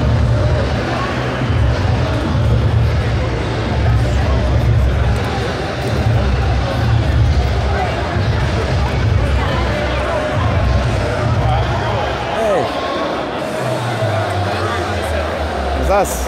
¿Muy bien? Sí, I know.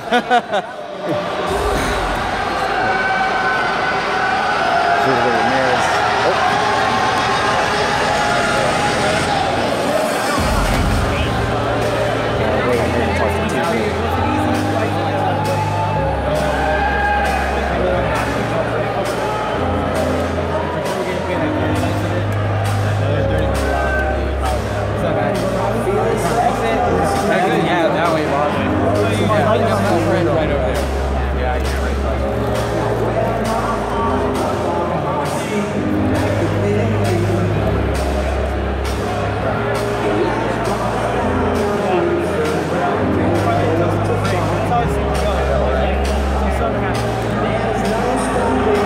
TJ, real quick, how did he look? Oh, amazing.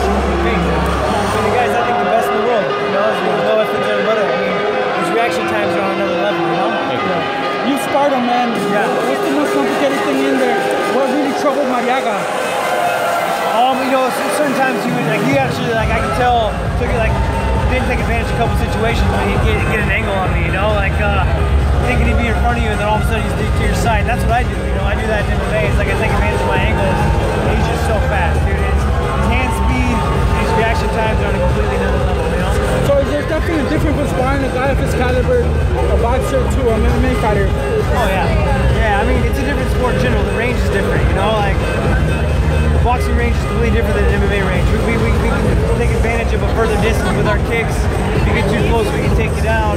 So without those other aspects of being involved in a sport, you can stand a lot closer to each other. How hard is it to break that habit of always having to be in that certain situation so you don't get kicked, and then you're sparring him and you have to figure it out? It takes some time, you know, but I've done my fair share of boxing rounds, so you kind of get used to it. I mean, obviously I was the best in the world like that, you know, but it was something I would have never tried. It was awesome. It was an amazing experience. I'm a huge fan of him. as well, and then getting to meet him as a person who he is, very humble, welcomed me into the gym, wanted to help me out, you know. I feel like a lot of boxing gyms aren't that way. They get an MMA guy to come in, they want to knock your head off, you know. TJ, I've heard. It's the opposite. He brought in a boxer, a former 2 Division World Champion, Conor Marriaga. What do you make of that first declaration for Mayweather, arguably the greatest fighter of our lifetime?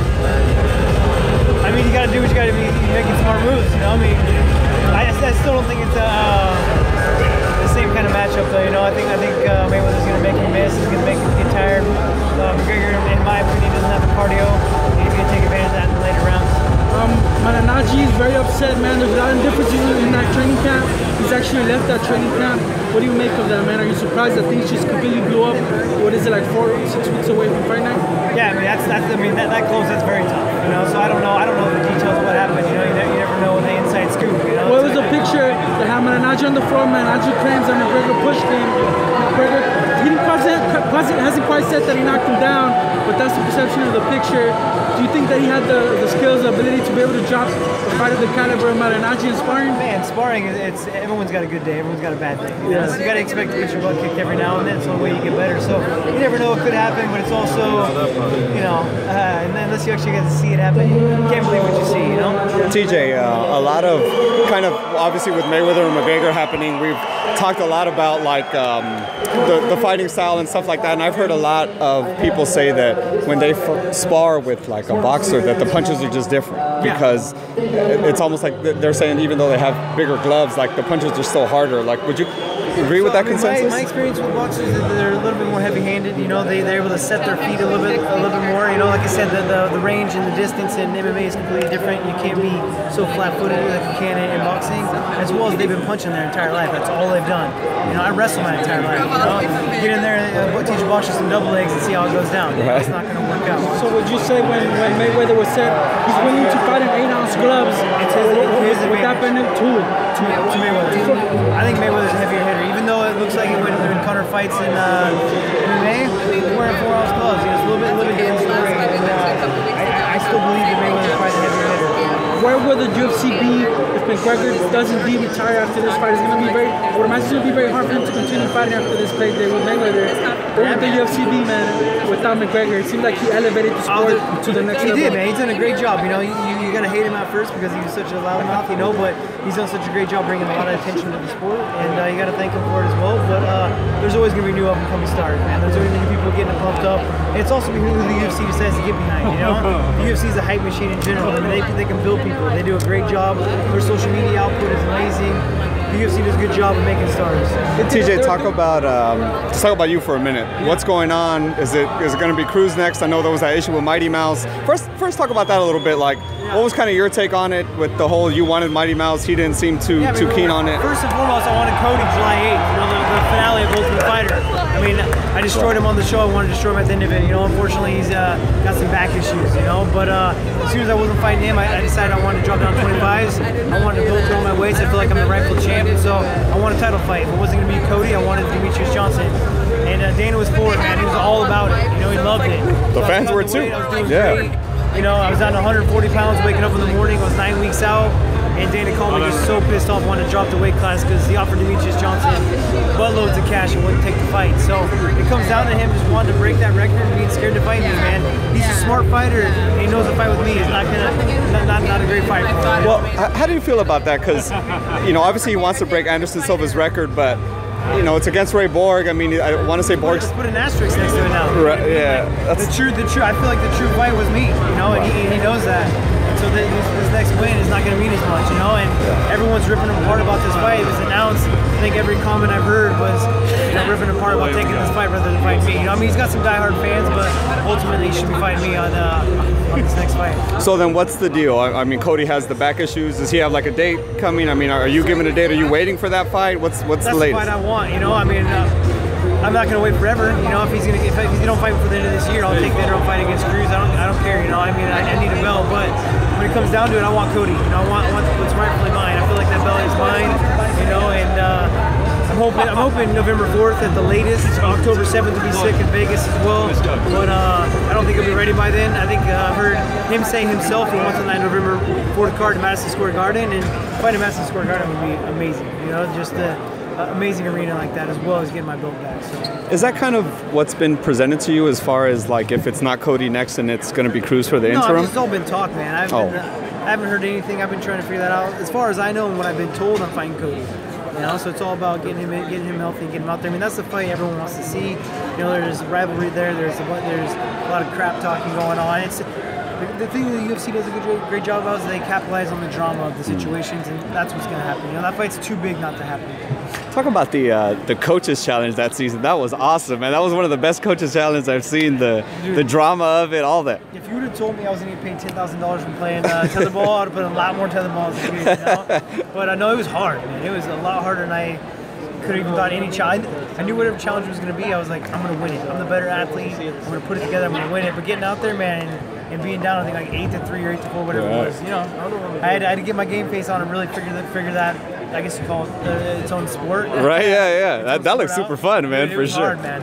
Well, it was horrible because it was like 25 degrees out, 30 degrees. The water was freezing. That's why we're wearing wetsuits. So it was crazy, man. I'm kind of curious, TJ. I saw Jose here. I was just wondering what you thought about that fight that he had with Max. Man, I thought he looked a little off that night, you know. I haven't seen the fire out of Aldo that I used to see in the past, you know. And I mean, it was a long road for him to have to fight Conor and all the bullcrap that went down with that, you know. I'm sure that took it out of him, and it's just it's very unfortunate. You know, I was a huge fan of the guy. I still am a huge fan of the guy.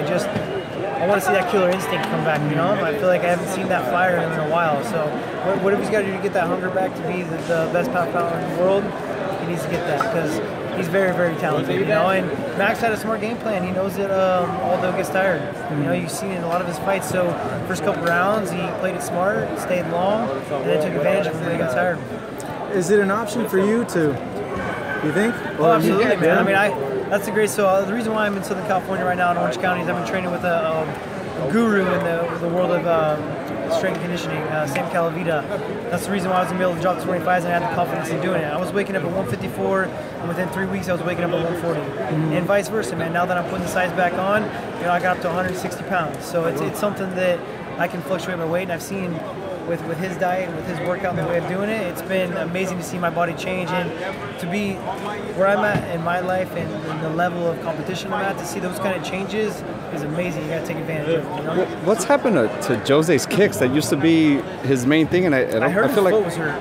Oh. I heard going into that fight he had a bad right foot. I mean, I don't know, but yeah, I mean that's something he definitely should take advantage of because, you know, the way that people were terrified of the way Max always said he could have taken advantage of it. But I think from what I've heard, he had a hurt foot going into that fight. Let's talk about the past UFC that happened last week or 2 weeks ago, rather.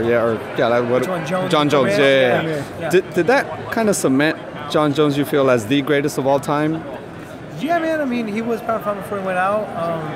Cormier looked good those first 2 rounds, but Jones just stayed relaxed and saw the timing coming. I mean, he saw how much that Cormier was dropping his hand, kept dropping the hand for the body, kept dropping the hand for the body, and eventually, you know, he got caught with it upstairs with the right head kick. So, you know, for Jones to be able to see that within the fight and be able to see those openings, yeah, man, makes him, you know, cements his legacy, you know. What was kind of your reaction to you know, Rogan interviewing him afterwards? I know he said before he doesn't like kind of doing that. Yeah. There were kind of things that the UFC was telling him not to do it. I don't think he understood. He still did it. Like, what was kind of your reaction to that? Yeah, man, I didn't really understand it too much. I mean, I guess at the time and moment, I didn't really think too much about it until after I saw Rogan put a post out that he was like sorry for doing it. You know, I didn't really think about getting interviewed after being concussed or being knocked out. You know, that's a tough position to be put in, especially for such a big fight like that too. It was a tough situation. So, you know, you live and learn. You know, I mean, I think he, with his gut feeling, he knew he doesn't like to do that, but did it anyway. So that's something I'm sure he'll be aware of now.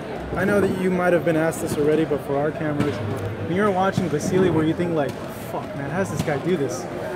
Dude, I mean, his reaction times are like almost unreal. You know, I mean, you see those videos of him being in the Matrix and dodging punches, but man, it's a real life Matrix out there for him. You know, he's able to see. A lot of boxers are really good at moving their head, and good movement, and getting out of the way. But I feel like a lot of the time it's just like pre-planned movement. You know, when you see Loma fight, he sees the punches, the exact punches are coming, and he's getting out of the way. You know, and that fast reaction time he has is insane to me, man. It's something that I need to work on. It's something that I want to be able to pick his brain about, see if there's any. I mean, I know all of it's something he's just born with. But I can see him working on his little drills all the time, and I'm impressed with not only how good he is, but how hard he works as well. He's a very humble champion. Was it what you were seeing in there kind of like what you saw when you sparred against him, or there were things in there? There were things in there, but a little bit different because my movement's a lot different than a normal boxer. You know, I do different ranges, so he kind of had to chase me around the ring when we sparred. You know, and so a little bit different. It was a little bit different game for him. But yeah, he started seeing at the end him chasing someone down, but. You know, unfortunately, his opponent was very defensive and was too scared to throw. Yeah, he looked like he was just trying to survive. Well, that's when you get caught. You get caught when you don't see a punch coming. You know, and it's hard to see Loma coming. So when you open yourself up for those big punches and throw a big punch, that's when you get caught. So I think he was just too afraid to open up because he didn't want to get knocked out. With that fight coming up with Cody, how do you beat him? How do you stop him, Phil?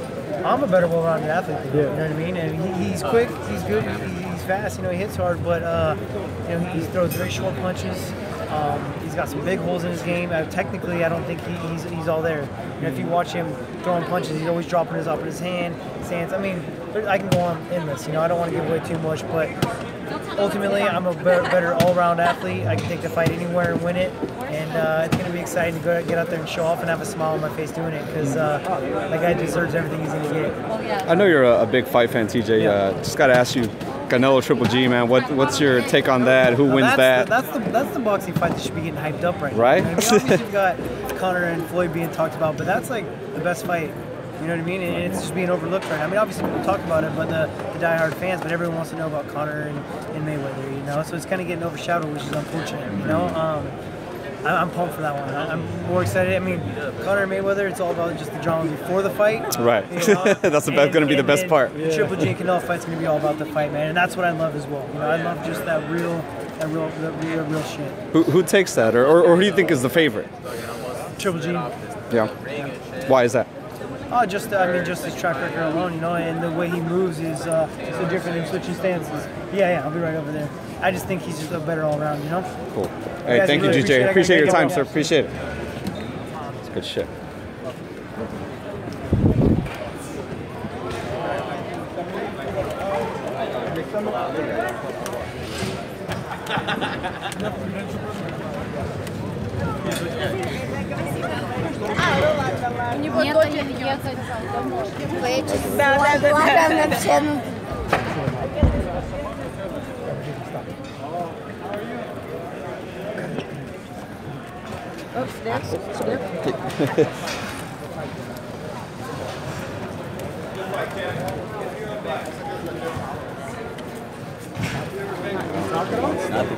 Not at all. They didn't bring all that?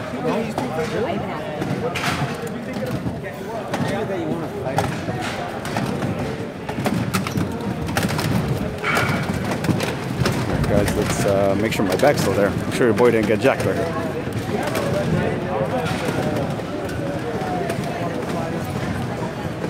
What's up, big dog?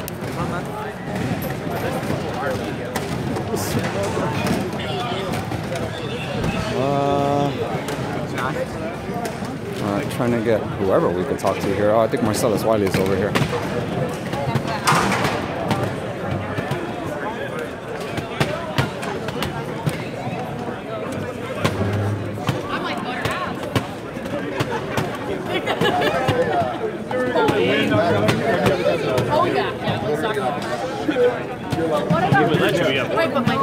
Break your nose. I have an old bro. I'll take it again. I don't know. I have mine.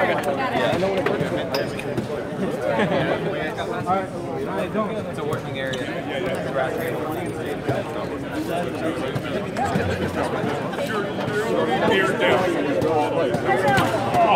I'm going to go fight clubs. I got to have rules. I think we have not. Thank you. I'm going to go outside so they understand. I had her punch in the face. Let me just see. I told football once that I couldn't bring for like an hour. No, it's not. You're right. But the problem is you get it, but you don't get it. Yeah, you I know, another 2 seconds and another one's coming. Did you hear those flesh punches to this? I know, that's the thing. That's why I like you can see everybody. Terrence probably was here? Yeah. Yeah, I saw him right next to you guys. I want to get a picture. We're going to roll over that. You said it. All right, we'll roll. I'm literally following Nick because I know following. How you doing, man? What'd you think, Marcellus? How'd it go, brother? It was good, man. Chop that wood. Sorry. Oh yeah. How you doing, Bob? No, I'm just saying hello. I haven't seen him. No cameras.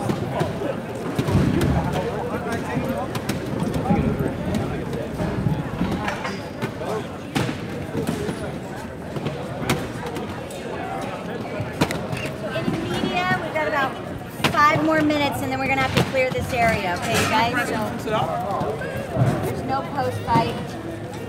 No. All right, we're kind of waiting for Teddy Atlas, Tim Bradley maybe, just kind of waiting. Silly's family right here.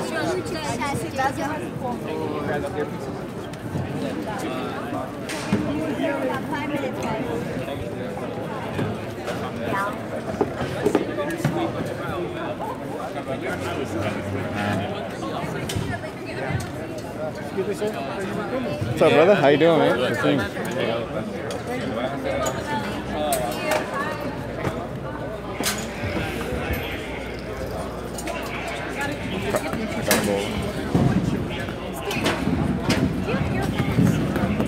I think in my bag I might. I think we're They're, you know my bag, right? It's on one of the seats. That one. It's on one of the side pockets. Yeah.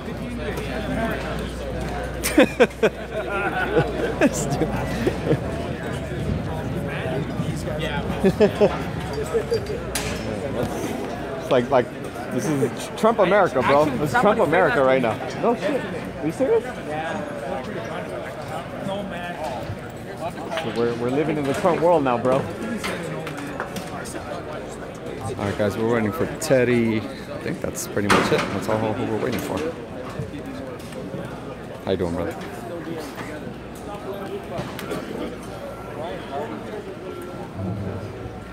We got Teddy Atlas here.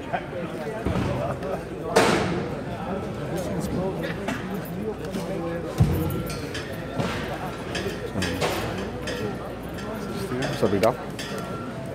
Yeah.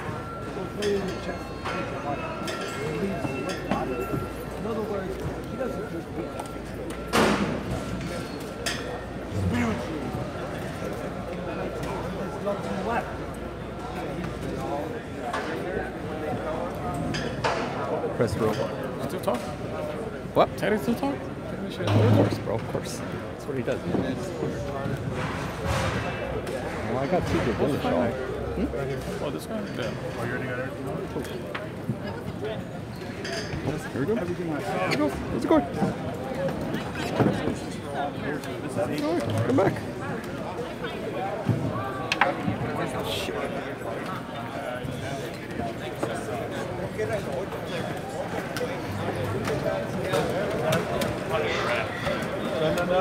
Wrap. That's done.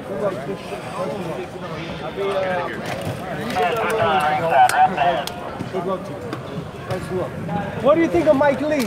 I love Mike Lee. Why? Because he's great cancer. How you doing, Mike? He's sick, right? Tell you that. We'll do an interview when you drop. He looks very good. You're doing good. You're doing good.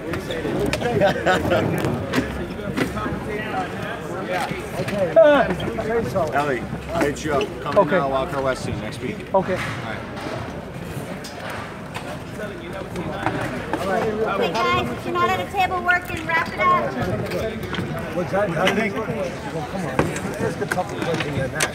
Who do you want to see him fight next? Rigon Dao or Mikey? He look like Neo in the Matrix. You can't touch him with anything. You know, and he doesn't just beat you physically. He beats you emotionally, spiritually. He takes your hope away. He breaks you down in degrees. Very few fighters do that. He doesn't do it with TNT. He does it with everything. He does it with a little this, a little that, technique, skills, you know, going upstairs, downstairs, counter punching, pushing you forward. setting you up. I mean, he does every dimension he covers, and he demoralizes fighters. Very rarely do you see somebody who demoralizes a good, solid pro. And that's what he does. It reminds me of those kung fu movies where the guy goes, yeah, and he pulls the heart right out of the chest. And the guy's still standing there for a second until he realizes, I'm dead. Anyway, so who's next? That's high praise, but listen, I don't know who's next, but you know, talking about movies and stuff, I said on ESPN, I said, you know, using another movie analogy, they asked me, what do you think, what's next? They said, they need a bigger boat. You know, they need better opponents, bigger, better opponents. And I think of Rigan Diallo. I mean, I know that he's not scintillating, anything like that, but I would love to see him match up all those skills with a guy who's very skillful, in Rigan Diallo.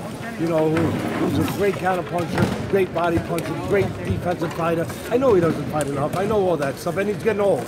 And who knows how old he is? I don't know. But I would like to see that matchup from a pure perspective of boxing. I wouldn't mind seeing that.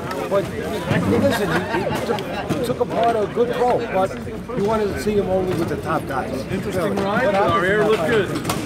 I like Lomachenko, but I mean, it's interesting because Rigan Diallo will try to catch him in maybe the one spot he makes a mistake. And Rigan Diallo is calm enough, accurate enough, patient enough, and powerful enough to maybe place a punch, maybe, at the right time. But these guys can't do it. These guys, they just can't do it. If you were training someone to fight Lomachenko, how would you approach it? You know, he's David Copperfield. You know, trick of hand. You know, the trick of hand. You know, where he makes you think something's happening over here because that's what he wants you to think, but it's happening over here.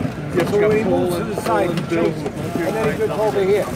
So what do you do? Going to Tucson on Tuesday. Yeah, what you do is let him think you're going there. Bring him right back here. Bang. You got to be like a football team that has a spy always waiting, chasing him running back. When he does a double reverse, knowing that he's coming back. Don't just chase him the one way. Know that he's coming back. You have to think at a very, very high level. Very high level. Thank you, Teddy. They're throwing you out of here, guys. I'm sorry. If it was up to me, you could stay. Thank you. Always a pleasure. Have a good night, sir. Pleasure, guys. Appreciate it. Thank you. All right, guys. You guys have a good night. Thanks, man.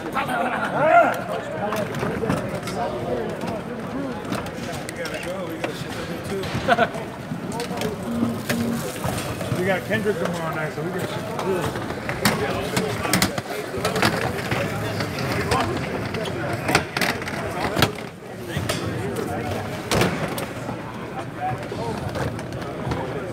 Can we just keep going? Yeah, I can get my bag.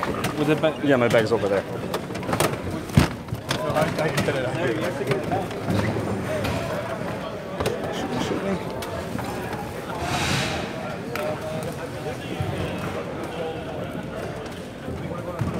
What's up, brother? How you doing, man? Good to see you. Yeah, it was good.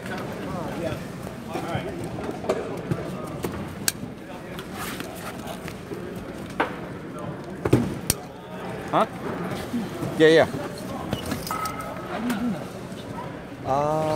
Probably editing, bro. I got a bunch of like videos. Why? What's going on?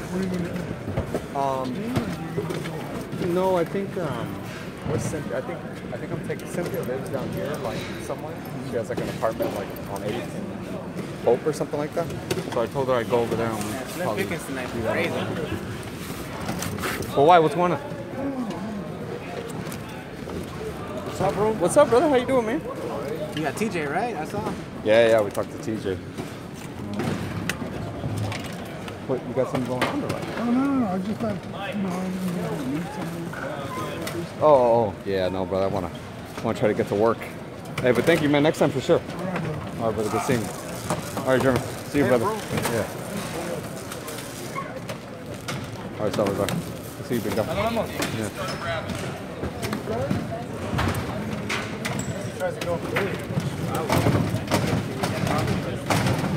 I think that's pretty much it. Thank you. Oh, no problem. Thank you. Of course. You are the man. I appreciate you. Bad place to stop right now. Yeah, they have the Wi-Fi? Yeah, that's true. All right, big Sean. See you, brother. As always. All right, mama. See you soon. Bye.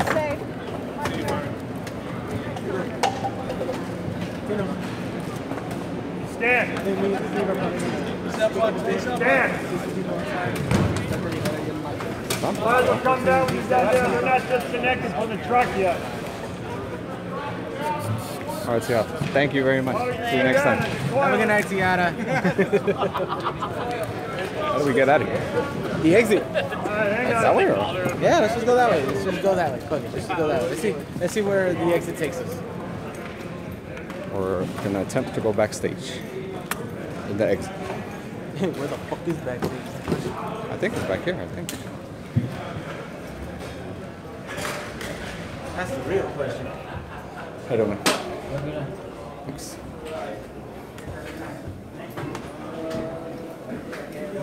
Where's Cynthia? I have no idea where Cynthia is. You can text her. Not like she doesn't live there. Down in the garage. Thank you. Hang in there, bro. Yeah, Fight's Pina. almost over. You good, bro? Alright, well, roll another round.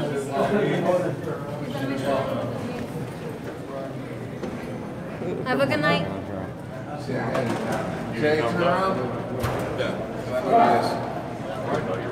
All the fans waiting for somebody. Be safe. Downstairs now. What's up, brother? How you doing, man? Good to see you.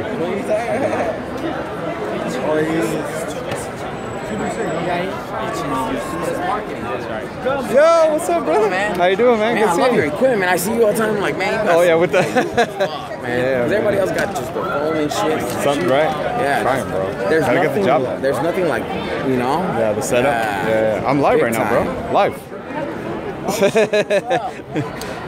Yeah, your setup is clean, man. Thank you, brother. Appreciate it. I love it. That's funny. I was on the All Access, the Showtime All Access, and this thing's on it. Like this thing's on it. Like I have like all my whole shit like right there. But that's investing into who you are. Right. Where's Randy? Sorry. Hey, I was talking So right behind you. Hey, I was just asking Roy. I'm always around. That's Moses' son. Yeah. Sugar Shane Moses. That's real. That's real. I see everybody got that. That's Bow. Yeah, he's pretty big, yeah. I'd like to see him come back. I heard that too. You gotta take it. That's a real belt. That's not a big league belt. That's a well earned belt. That's right. That's big, y'all.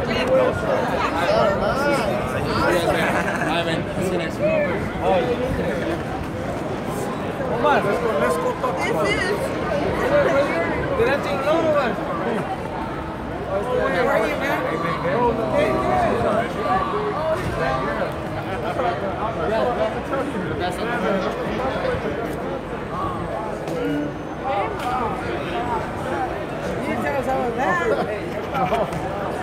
Dominating, bro. Lomachenko was dominating. He was playing cat and mouse. Yeah, that's exactly what I said after the first round. I was like, I kept playing with the mouse. And so he'll let him go, and then he's like, oh, let me see what other tricks he has, and let me show you what I got. I don't think. Oh shit.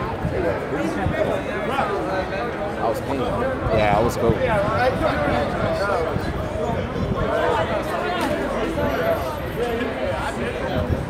Hey. How you been? Good, good. How are you? Busy? Yeah, always. Really? It's picking up and going good? With Mayweather McGregor, like that whole week was insane because I came to the thing on Tuesday. And then like every other day, like I'd kind of like scour the internet for like people's like Instagram stories of people who were there or whatever. And so I'd make like compilations of like their videos and like put it on like YouTube from that. So like I think the UFC put out Honor meeting like Drake. And so I pulled that and I put that on there and that got like 150,000. Just that, yeah. And it was just pulling it from UFC, pulling it from whatever. Like luckily it was people that weren't making money off it. Like UFC is obviously making whatever. So I'm not like stealing somebody's stuff. You know what I mean? It was just all like people who are like involved, like Showtime and This should whatever. be a dope pick. Huh? Should be a dope pick. But this is his belt. This is one of our fighters. He's ranked number 1 or 2 now. to the nation. He's number 2 in the nation. But that's only because the stats What weight changed. division? 85. 85. Okay. So, man, get that. He's part of the Navarro legacy. Later to Jose Navarro, Carlos Navarro, and now Jonathan Navarro. Oh, Jonathan? Oh, yeah. Yeah, that's my nephew. That's your nephew? Okay, that's what's up. He just won last night, right? Yes, he just won. It's like an hour. Like an hour before the fight started. Jack Reese is coming out.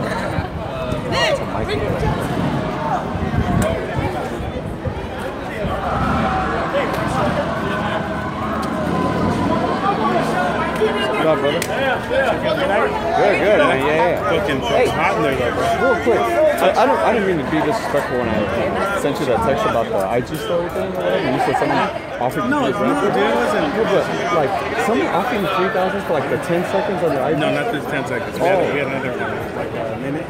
And a half. What was it? Yeah, it wasn't. I didn't take it. Oh no, because that's what I'm saying. Like, that's what I was saying. Like the 10 seconds that you had on your story, I was like, oh, could I pull that and make a video of that? But when you said someone offered you, I was like, no shit. I was like, you better take that money. All kinds of people were telling us, dude, the video. I'm like, I didn't know it was there with video. Top Rank. Yeah. They see another logo on it. Right. Yeah. Yeah, but I don't want to. You know what I mean? I didn't mean to disrespect. No, it's no disrespect, man. Yeah. Best cameraman in the world, Mikey. Put it to work. I didn't even see the shots, but Hector was on the fucking computer like. Money shots, yeah. Hey, he gave his So I money at haven't work. seen shit. Lomachenko was a beast. He's a fucking animal, bro. Ain't nobody gonna beat him again. I mean, the second fight he fought fucking Salido. Who does that? Is Crawford doing any media here, or is he leaving? No, he's leaving. Yeah, he's leaving. You guys have fun? Cool fight. And that fucking Barboza, man. That's one of my favorite fighters coming out of LA, dude. Yeah, that Barboza fight was nice. It was good. Everything I didn't like, the setup was weird. Yeah, it was cool. that's good. Beyond that, everything else is straight. I got Marriaga and Loma and that other stuff. Oh, you did? Oh, Yeah. nice. Yeah. What did they say? He said Lomachenko. He thought Lomachenko was actually better. He expected more from Lomachenko. I'm kidding. He said he was everything they told him.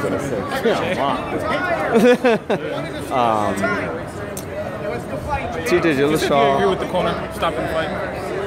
Yeah.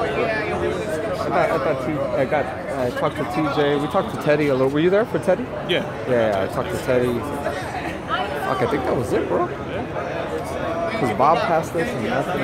Aldo didn't want to talk to anybody. You on Brian? Yeah. I'm getting Brian right now, bro, on the live stream. All right, Vito. Good seeing you, brother. Yeah. Oh, you're gonna walk? Yeah, dog. 2-minute walk. See you, bro. See you. Another 5 minutes out here? Then we can get it, and then we'll just call it a night. Yeah, she already told me. No worries. Because I told her I'd give her a ride. I think we all want to give her a ride. Oh, I mean, I'll fly. Give her a ride. I don't know anybody that would say no except Fred. That's because she thought. And wait till everybody's locked on, and then he goes, yo. Yeah, he's not like, who's that over there? I have no idea.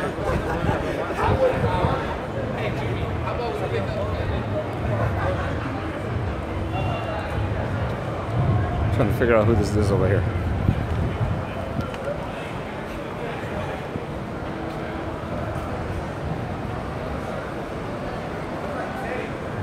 Oh, it is. Yeah. Yeah.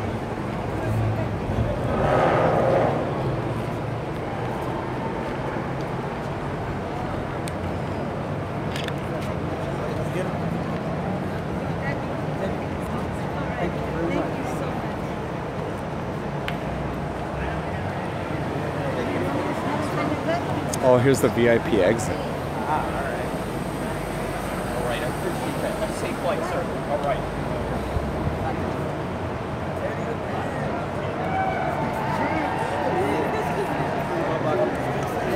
Not afraid to say the truth. Ever.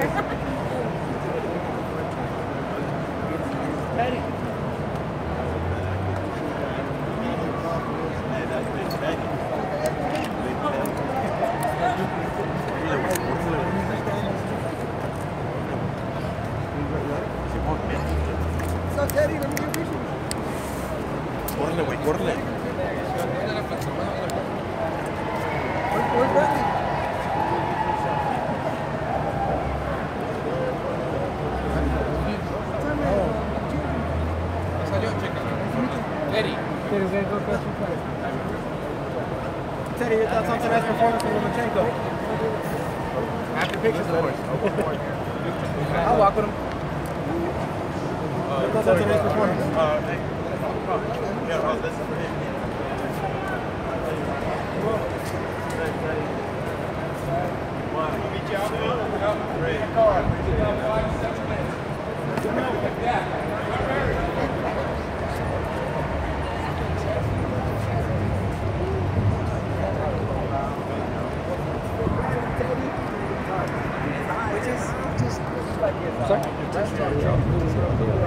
Teddy? He's a boxing trainer now. He does commentary.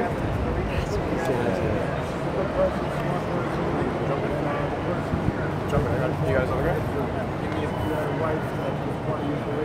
She's honest, she's supportive. She's just like Timmy, she's special. They're good people. Let me ask you something, Teddy.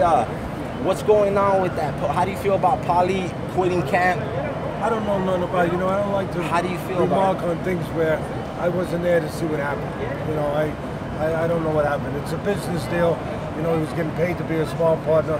Whatever happened, who knows what the true story is. Well, you always say it like it is, Teddy, and you never cut short from what it is. So tell us what it is, what's happening on August 26th with Mayweather and McGregor. Yeah, listen, I think it's a bit of a carnival, you know, but the only thing that worries me a little bit is that Mayweather's 40 years old, he hasn't fought in 2 years, and he took the fight on a little bit of short notice.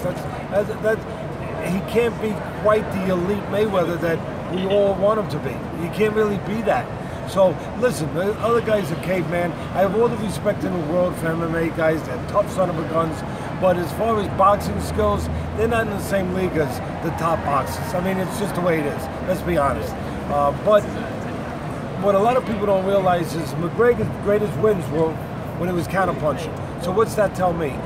Everyone thinks that he's going to be this house on fire, that's going to be this seek and destroy missile, that's going to have his teeth out, and he's going to go right after him, and that's what they're selling.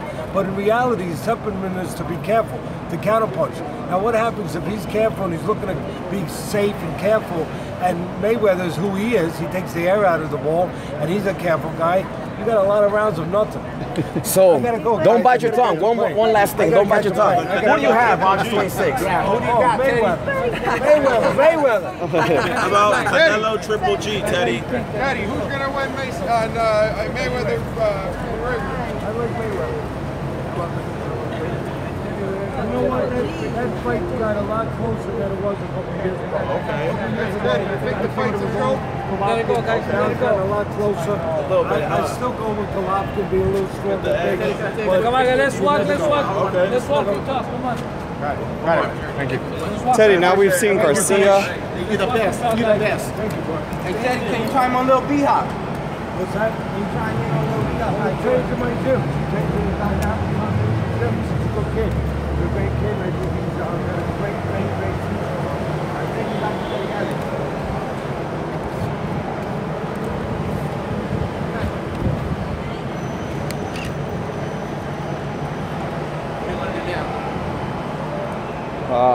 There's a lot of people out here, bro. Same. I feel like we could get Lomachenko. I feel we can too. Getting good at Teddy. Same old shit. Yeah, that boy can walk fast when he wants to. Hell yeah. I can't. Well, he's a trained fighter, so I would assume he knew what he was doing.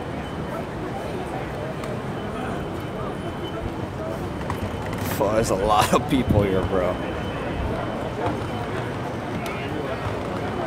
I think they're really not waiting for Loma out here. I don't think he's going to come out anytime soon. Look at the people wearing the shirts.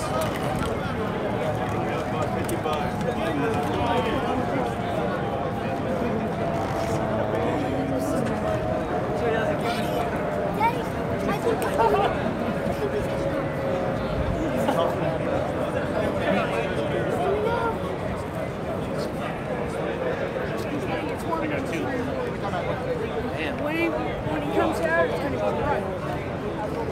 Yeah, it's about to be chaos when he gets out of here. It's about to be chaos when he gets out of here.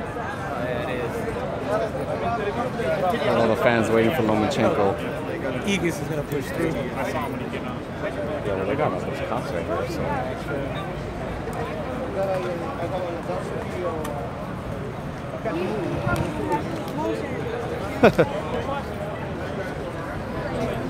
All these fans still waiting for Lomachenko to come out.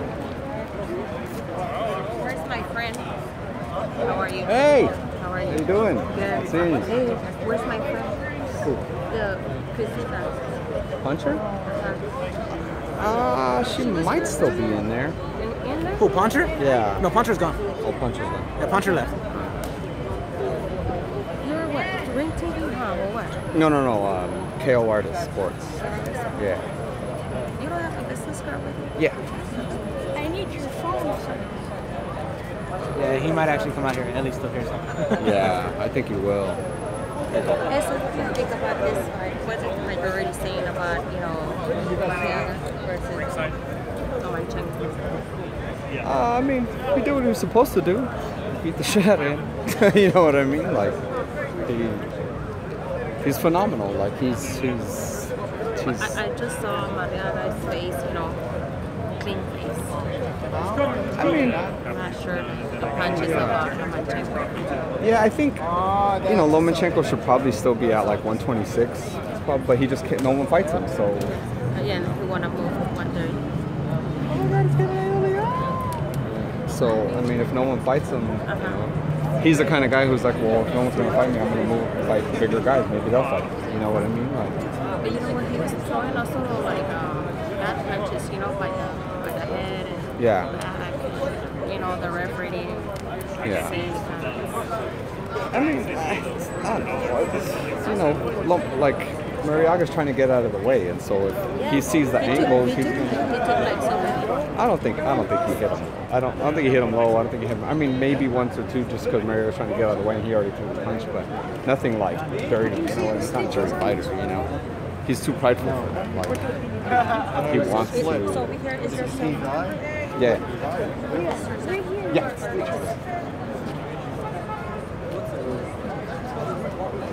Oh. I wonder if somebody's gonna calm down. Yeah, calm down. My dad's in the. Yeah. Also, you speak Spanish? Well. Wait, you've never been doing any Spanish, have you? I do. They're not that great, but I do. Yeah. I mean, if it's like, if it's someone who predominantly speaks Spanish, like Chiquita Gonzalez or even him this week, that's in Spanish. Probably. Well, the plan is, hopefully.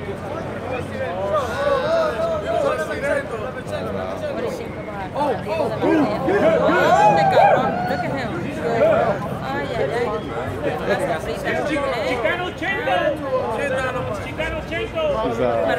180. He actually has a belt. He's 85-pound champion.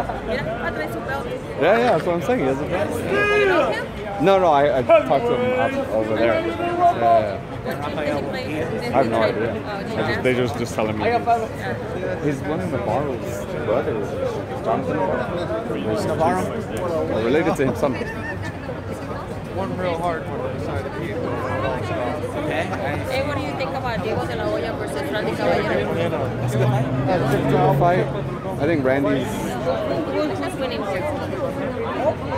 I think Diego wins it. Activity. I think Randy. Huh? I think Randy. Randy, because one of them will be, because both of them are undefeated. But Randy's had issues. Randy always has ankle issues, but when he doesn't, he's good. He wasn't good last time. He was slow, but he still got the job done. He didn't get Negrete after all. Because he had that ankle. Right. Yeah. So I hope, they don't drop down the fight at the end before the end. Yeah, that's probably. Yeah. That shouldn't be like your main, like co-main event. No, it's not. No, it's not the for a second They're fight. gonna open the. Yeah, that's probably. JoJo's more than likely gonna get the call. Oh yeah, with the English dude. Yeah. John something. JoJo's getting the call. He should open. He will be on the card, but he won't. He'll probably be the main event of the untelevised portion, like he was last time for Canelo Chavez. Hey, supposedly that was televised? It was streamed. Oh, streamed. He didn't even know because I was like, bro, where is it? And he was like, oh, it's gonna be on HBO, and I checked on HBO, and nothing. It was streamed on his YouTube channel. He was like, oh, it's gonna be on. It was on like when you turn on the pay-per-view channel and before, but I went to that too and I didn't see it there either. No, it was streamed by Golden Boy and HBO on their YouTube channel.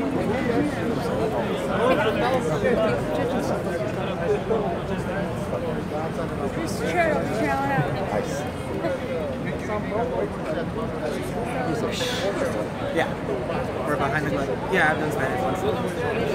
Hispanic. With Chocolatito. With Chocolatito, Yeah, Israel Vasquez. Yeah, that's the Chocolatito card. Yeah, that's right. I did translate for Chocolatito that one time. I still need to get that. Who's winning here? That's the difficult one. Because Quadras didn't look all that great the last couple of fights. No, but he knew he was fighting good. nobody. If you hold me, gun to my head right now, I'm gonna say Gallo. Gun to my head right now, I'm gonna say Gallo. Gun to my head. He's good. Gallo's A good. lot of people say he's the best Mexican fighter there is.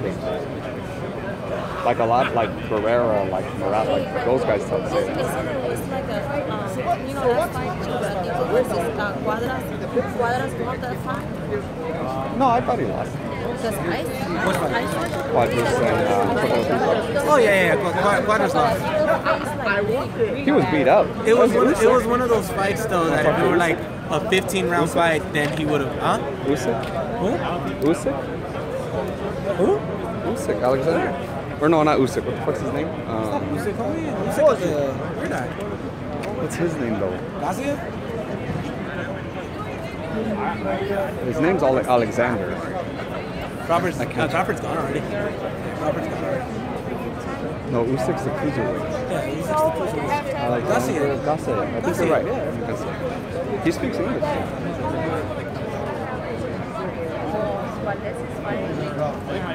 Second. Oscar, 22nd September. Yeah. That's like in Arizona or something. Tucson. Casino del Sol. Yeah, he's fighting on the card that. That's what I did. When I went for Diego de la Hoya, I drove 7 hours. You drove 7 hours to watch Diego? Yes. Wow, you're a fan. Dedicated. Hey, look, someone's like, Gavazde. It is Vazde. Someone commented on there, yeah. Hey, how many stitches they put on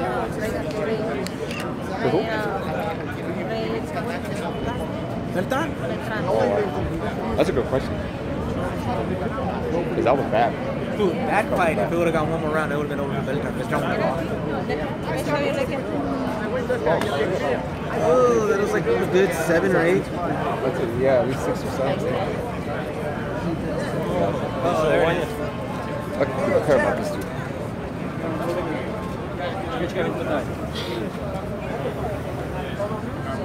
Oops, sorry.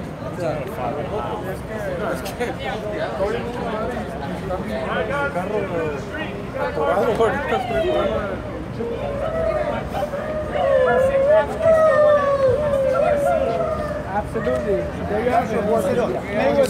Alexander. Stay tuned. Get off the street, please. Get off the street. Please get off the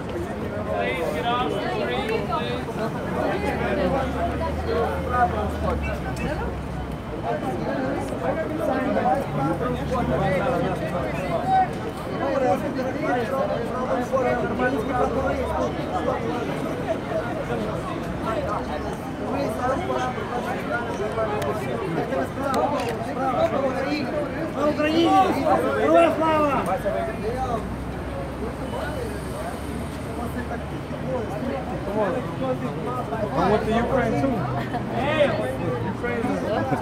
You know we're trying to be Ukrainian. He said I'm with the Ukraine too. El más barato es como de $1,000. No, 1,200. Oh shit. 1,250 the cheapest. What do you think about it? Worth it. He's a good guy.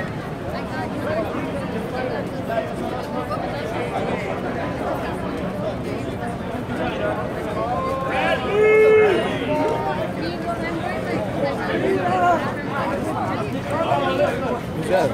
Tim Bradley? Oh, Tim Bradley, shit.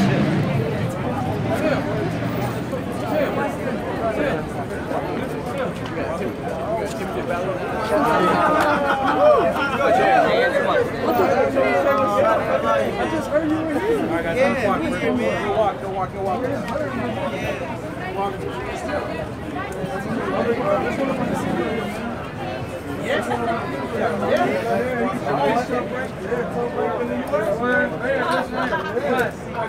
Tim Bradley. Everyone subscribe to the channel.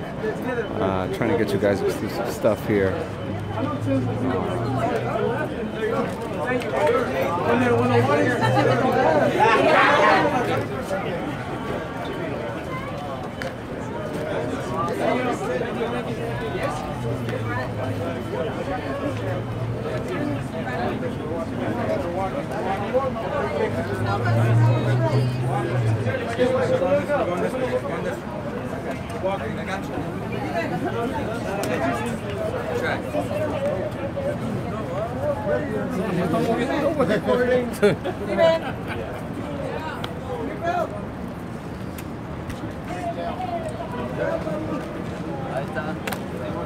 Ahora ya está bien. ¿Cómo se dice en inglés cuando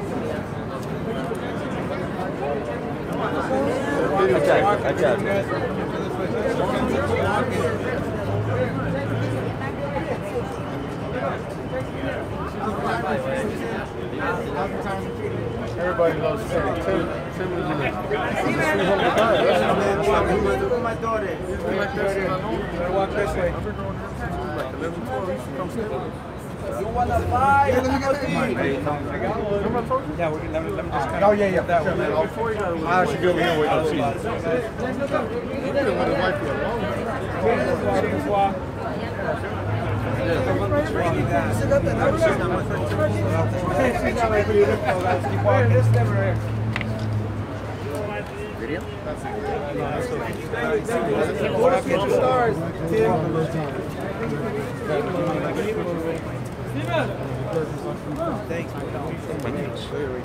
Tim, you retired? Tim, you retired? Yeah. Damn, that's crazy. You retired?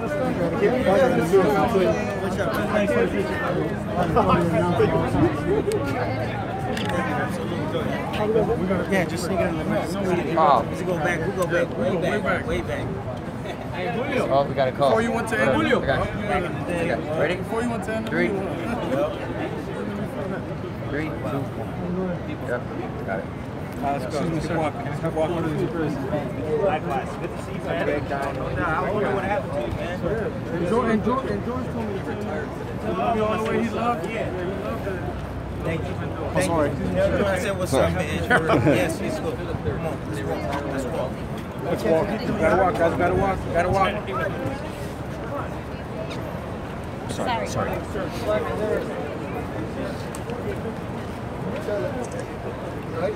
Tell it. Yes, sir. Got it. Thank you.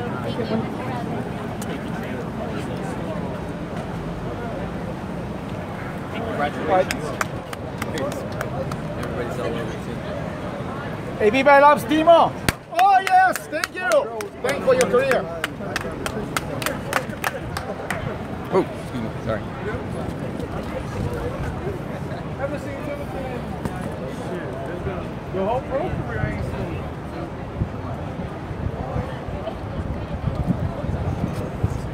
Come on,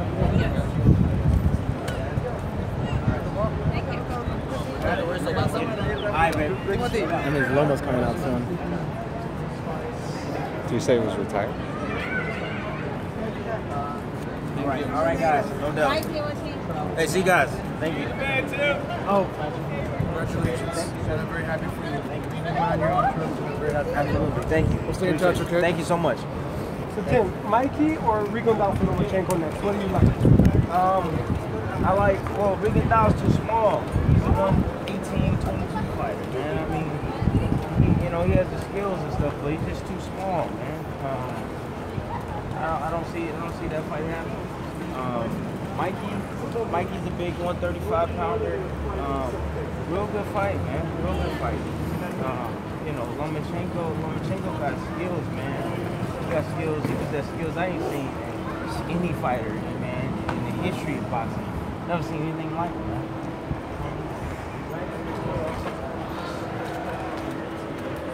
Bags you up, bullies you in the ring. Even though he's a smaller guy, bullies you in the ring, puts pressure on you, gets out of range, gets on the side of you, plays with you, pity pass on you, touch on you a little bit, you know, hits you with a big shot, man. You don't see guys like that, man. Especially guys that are super defensive like him, because he's really good at defense. He got hit tonight because he played around a little bit too much. You know, that's one thing. If I have to knock him, stop playing around. I mean, I know you want to put on a show. Put on a show with these. You know, but I would have to say, don't get too complacent and kind of arrogant in the ring. You know, and sometimes it can be his own self can be his own downfall. That's what I see for these guys. But man, the future's bright, man. I'm telling you, all the fighters from 130, 140, watch out, man. This dude, hey, I'm telling you, I ain't never seen anybody like this guy, man. Anybody. Hey, Tim, about your retirement, what are your feelings about that? My feelings are excellent. I'm happy, man. I'm content. I'm not doubting my reasoning. I'm not doubting it. Like, I'm happy, man. You know, my daughter right here, my kids at home, man. I had a lot of time to spend with them, you know, over the course of a few months, and they the most important thing to me, man. Longevity, man. You know, I'm retiring on my own terms. You know, how many fighters you know retire on their own terms, man? I'm retiring on my own terms. You know, I'm not taking any more damage from the effects of boxing anymore. You know, I want to be a part of boxing. You know, still, you know, you saw me tonight on ESPN. So, you know, that's something that I want to, you know, do and continue on doing, to being part of boxing, to fulfill my urge, you know, to be in that ring, you know. But I want to be outside of it now, you know, but still be a part of it, man. Tim, real quick, Triple G Canelo. One at a time, man. Triple G Canelo. What are your thoughts on it? How does that play out? Triple G Canelo. At first, I was going with Canelo. At first, I was going Canelo all the way. But then I sat down, I watched some tape, and I said, oh, man. I said, Canelo's brilliant. He's great. He's good at what he does, man. But, man, the last fight can get everybody, on the bandwagon. And he's improved massive leaps and all this stuff. And he's improved. He's gotten better, but he was in there against a dead man. And shoot, if I'm fighting a dead man, I'll look good too. You know, Chavez didn't show up to fight. Chavez showed up for a paycheck, an $8 million paycheck. You know, played with the fans. You know, Papa Surprise. Hi, Papa Surprise. How you doing? I'm here, but I'm not gonna fight. Thank you. It's a money grab for me. You know, he knew in his right mind he couldn't compete with Alvarez. So, but let me tell you, I'm Triple G, man. To me, yeah, a lot of people saying that he's lost the edge or whatever, but let me tell you something. He gonna throw punches. He ain't gonna be sitting back just taking shots. He gonna be throwing punches. So, and all he gotta do is land one. All right, that's it. I know Canelo got the skills and stuff. He can bob and weave and all that, but how long can you bob and weave and you know, and not get clipped? To me, I think the fight is very interesting. I'm gonna I changed my approach going to this fight this past month or so. I'm going with Triple G. That pressure will get to him. He will land the shot. He will hurt Canelo. I don't know if he'll take him out, but he will hurt him and then turn the tide of the fight. I'm going Triple G. For your accomplishments, are you happy with those in the end? I think. Man, come on, 5 world championships. Come on, man. I fought the best. 5 world championships. I never shied away from a fight. You know, people can say whatever they want, man. I always fought the best out there, man. I fought Pacquiao 3 times. I fought Marquez. I fought, you know, David Alexander when he was on top. Alexander when he was on top, when he was number Peterson. 1 or whatever. Peterson, you name it, man. I should have had the ring championship at 140, but you know, I ain't hating. It's all good, man. It's all good. I should have had the 140. You know, Devin had was number 1. I was number 2 in the weight class. I should have got the ring, but I didn't get it. But it's all good. It's politics, man. Some people are talking Hall of Fame. Man, you know, hey, I don't know how some is, man. You go back and look at my resume. My resume better than a lot of the guys that they consider better pound for pound, you know, in the game, you know, that that's on the list. You My started- resume's way better than You that. started as a dishwasher. You had Yeah. a dream. Then you were with Thompson, and all of a sudden Tim Bradley came on the scene. How was that for you looking back at your journey? And I came up the hard way. I crawled out of a little hole that was in the ground, and and climbed my way to the top of Mount Everest, man. I've been at the top of boxing. I fought at the highest level of boxing, with a great legend in Manny Pacquiao several times, Marquez. I fought against a ton of world champions. Fought with the former world champion, a current world champion at the time when I fought him, and I took the title. There was only one time in my whole career I fought for a vacant world championship. Only one time. Other than that, I took it from the champion. How many guys can say that? Your Not a lot. Ruslan fight is very memorable. Everyone loved that one. Let's walk. Good job. Hey, Thank you, Tim. Thank you. Appreciate Thank your you. career, See sir. you soon. Thank you very much. Thank you, guys. Appreciate it.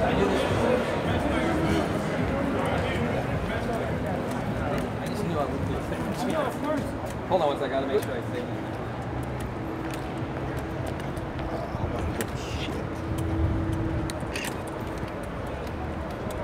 Oh yeah, I don't give a shit. One sec.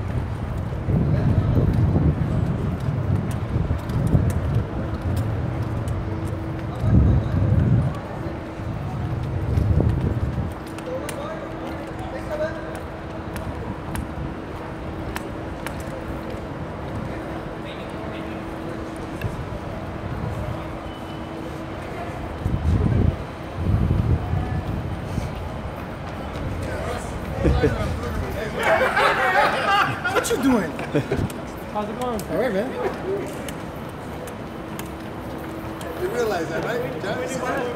I'm taking a picture with his bucket. See you, brother. See you, brother.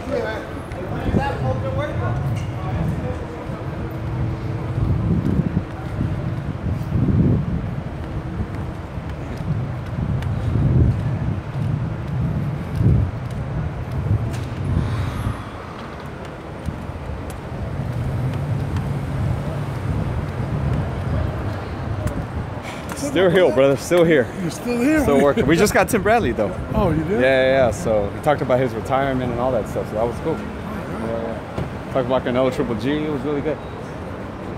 All right, brother. I'll see you, man. Tim give anything? Yeah, a lot actually. That's why I was there for so long. Nice. Yeah. He Talked give about you his a lot? retirement. Yeah. Talked Retirement about already? Triple G Canelo. Why did he Yeah. retire? I don't know. He just feels like he's accomplished what he wanted to already. Kind of sad too, because he's. It kind of is because he's not that old. He's good too. He's still good. He's underappreciated. Like for sure. how many more years? He probably had a good 3 more years in him. Yeah. 3 more? He had a good dude. And he might not win all of them, but I mean, him and Garcia would be a good fight. Hey, what do you think of Triple G and Canelo? Talk about that. What do you think? Oh, I'll tell you off camera. We're still waiting for Loma. Fuck, I think my burger tap out. Hello, fan. Oh yeah, no, I know. I saw that long ago. There's another one Hey, too. did you text Cynthia back or not? Yes, I did, but she hasn't replied. Hey, so who do you want, Triple G or Canelo?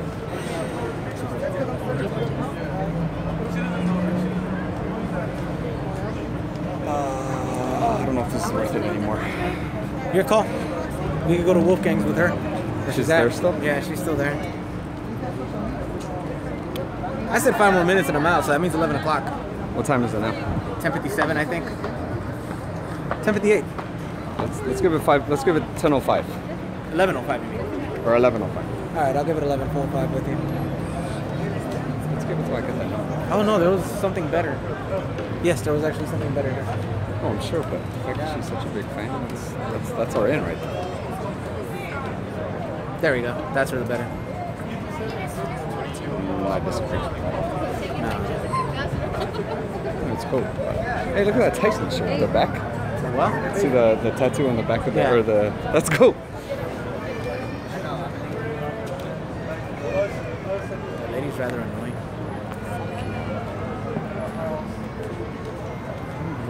You might have to take over the team, bro. Get her out of our hairs. Take like 3 shots of head maybe. Even 10 calls him now.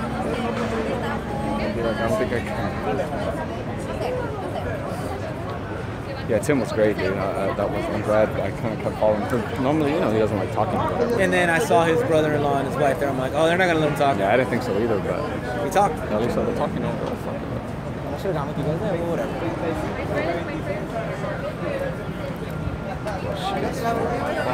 Huh? Agreed. Give the fans what they want.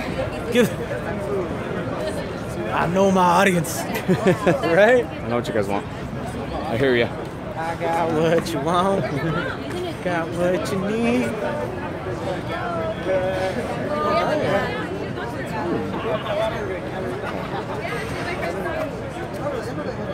What's your Instagram? Yeah, I think this Loma thing is done. It has to be coming up. Would it be fucking G if he took one of the by? No, if he took one of the ambulances to his car? Fuck, imagine. I can see him doing it. Yeah. I saw she the rest of it. I was like, oh my god. Yeah, I saw her and I was like, hey. She was too I'm glad that's on live. Right? Yeah. You're gonna look back at it. Back at it. No, she's just starting. But she's really good. Yeah.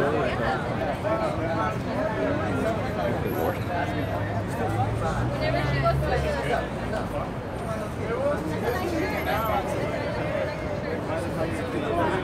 Wanna call it? Oh, bro. Got a whole 5 minutes left.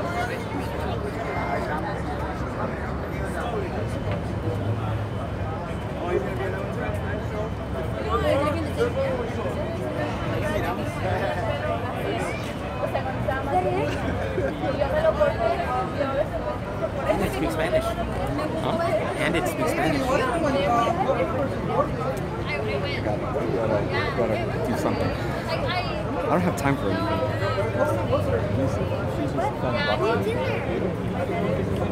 Yeah, I'm Team Crusher. Give my camera.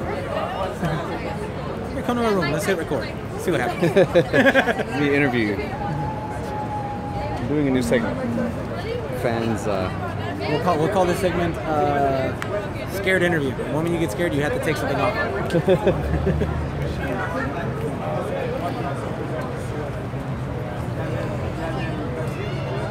Since today he retired. He just retired now. Officially. This doesn't interview the crowd. Huh? Ellie fucking interviews everybody. Sometimes it works. Sometimes it's rather annoying.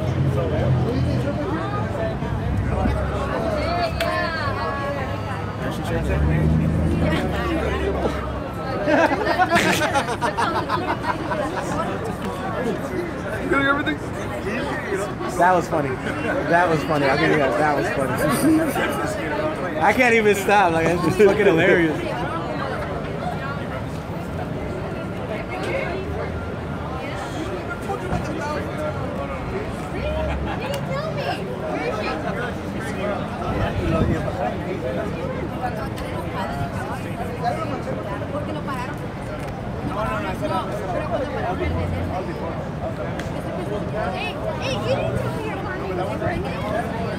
How many more minutes we got? I'm getting hella more viewers with this though. It went from like 18 to 25. We're waiting for she's still there. Lomachenko, guys. So yeah, no, I just got. We got 3 minutes left. So hopefully we'll catch Lomachenko leaving. And if not, you're enjoying it as I. Whenever you watch this. If you put your ear next to the hole, you could hear the ocean.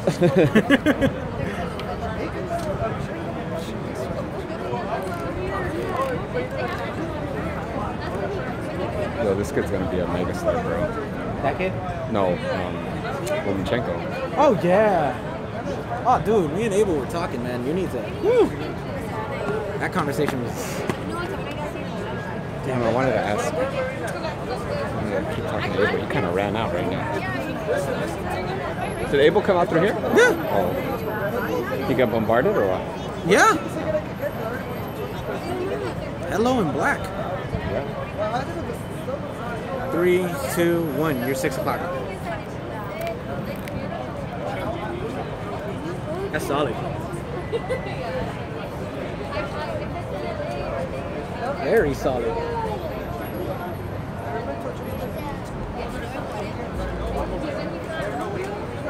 It's getting right on my borderline right there. That's getting a little over your weight class? That's your it's like Terrence Crawford, Lomachenko right there. Like might be a little too much. No, I'm good with it. A little too much. I like moving up in weight. More than I can chew. I like moving up in weight. I like challenges. I mean, you know. Oh, ayer. 20 viewers, 14 likes. I like it. We got like 2 more minutes. I think we got like 1 more minute. Fool. Oh shit. Oh, here we go. Here we go. Last minute, right? Literally.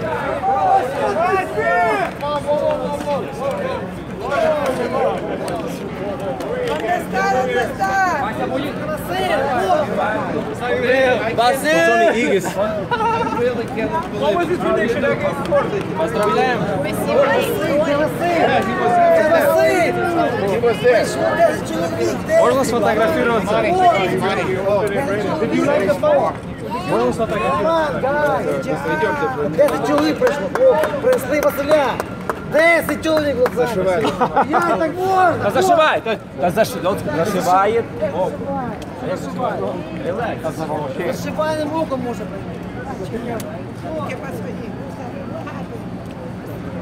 Where's this go?